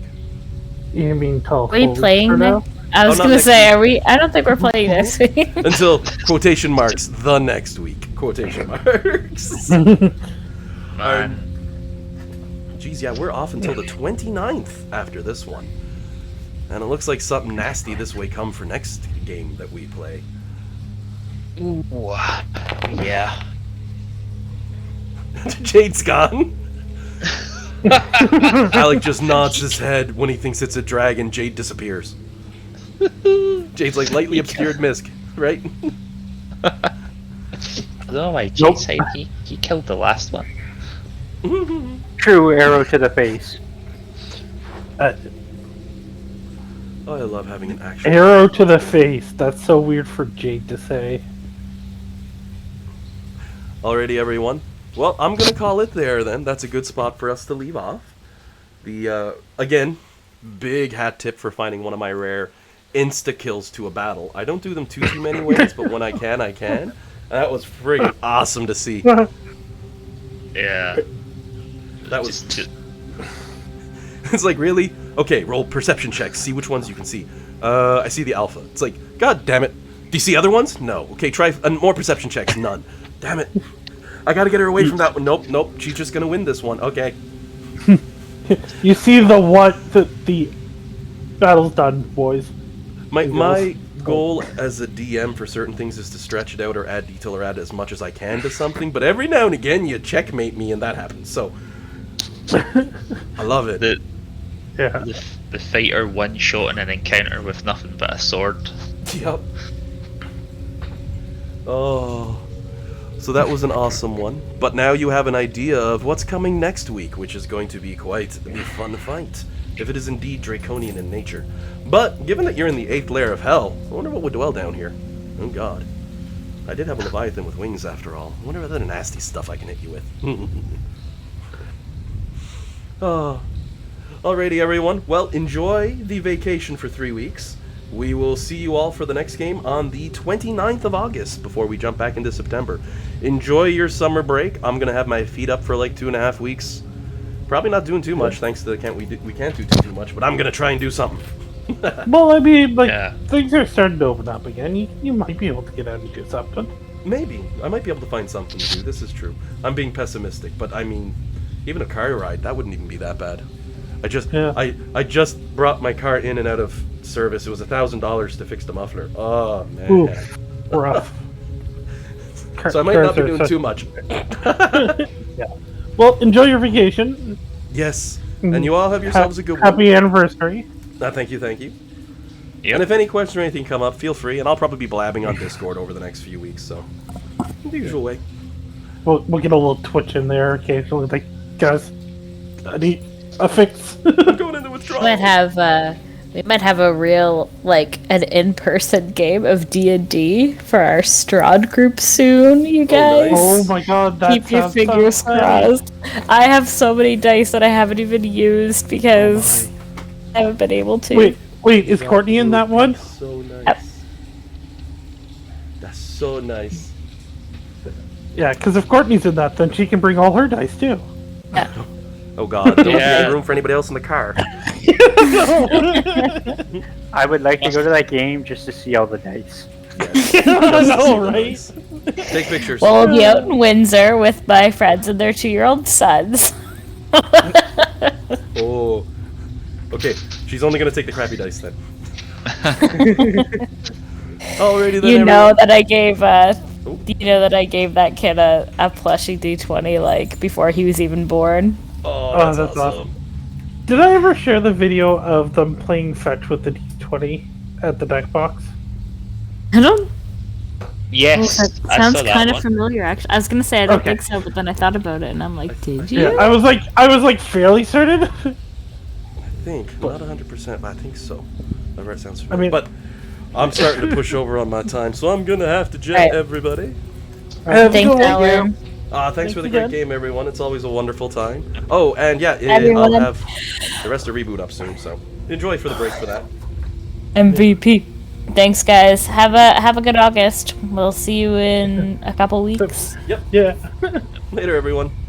Shitty bye. Bye, friend.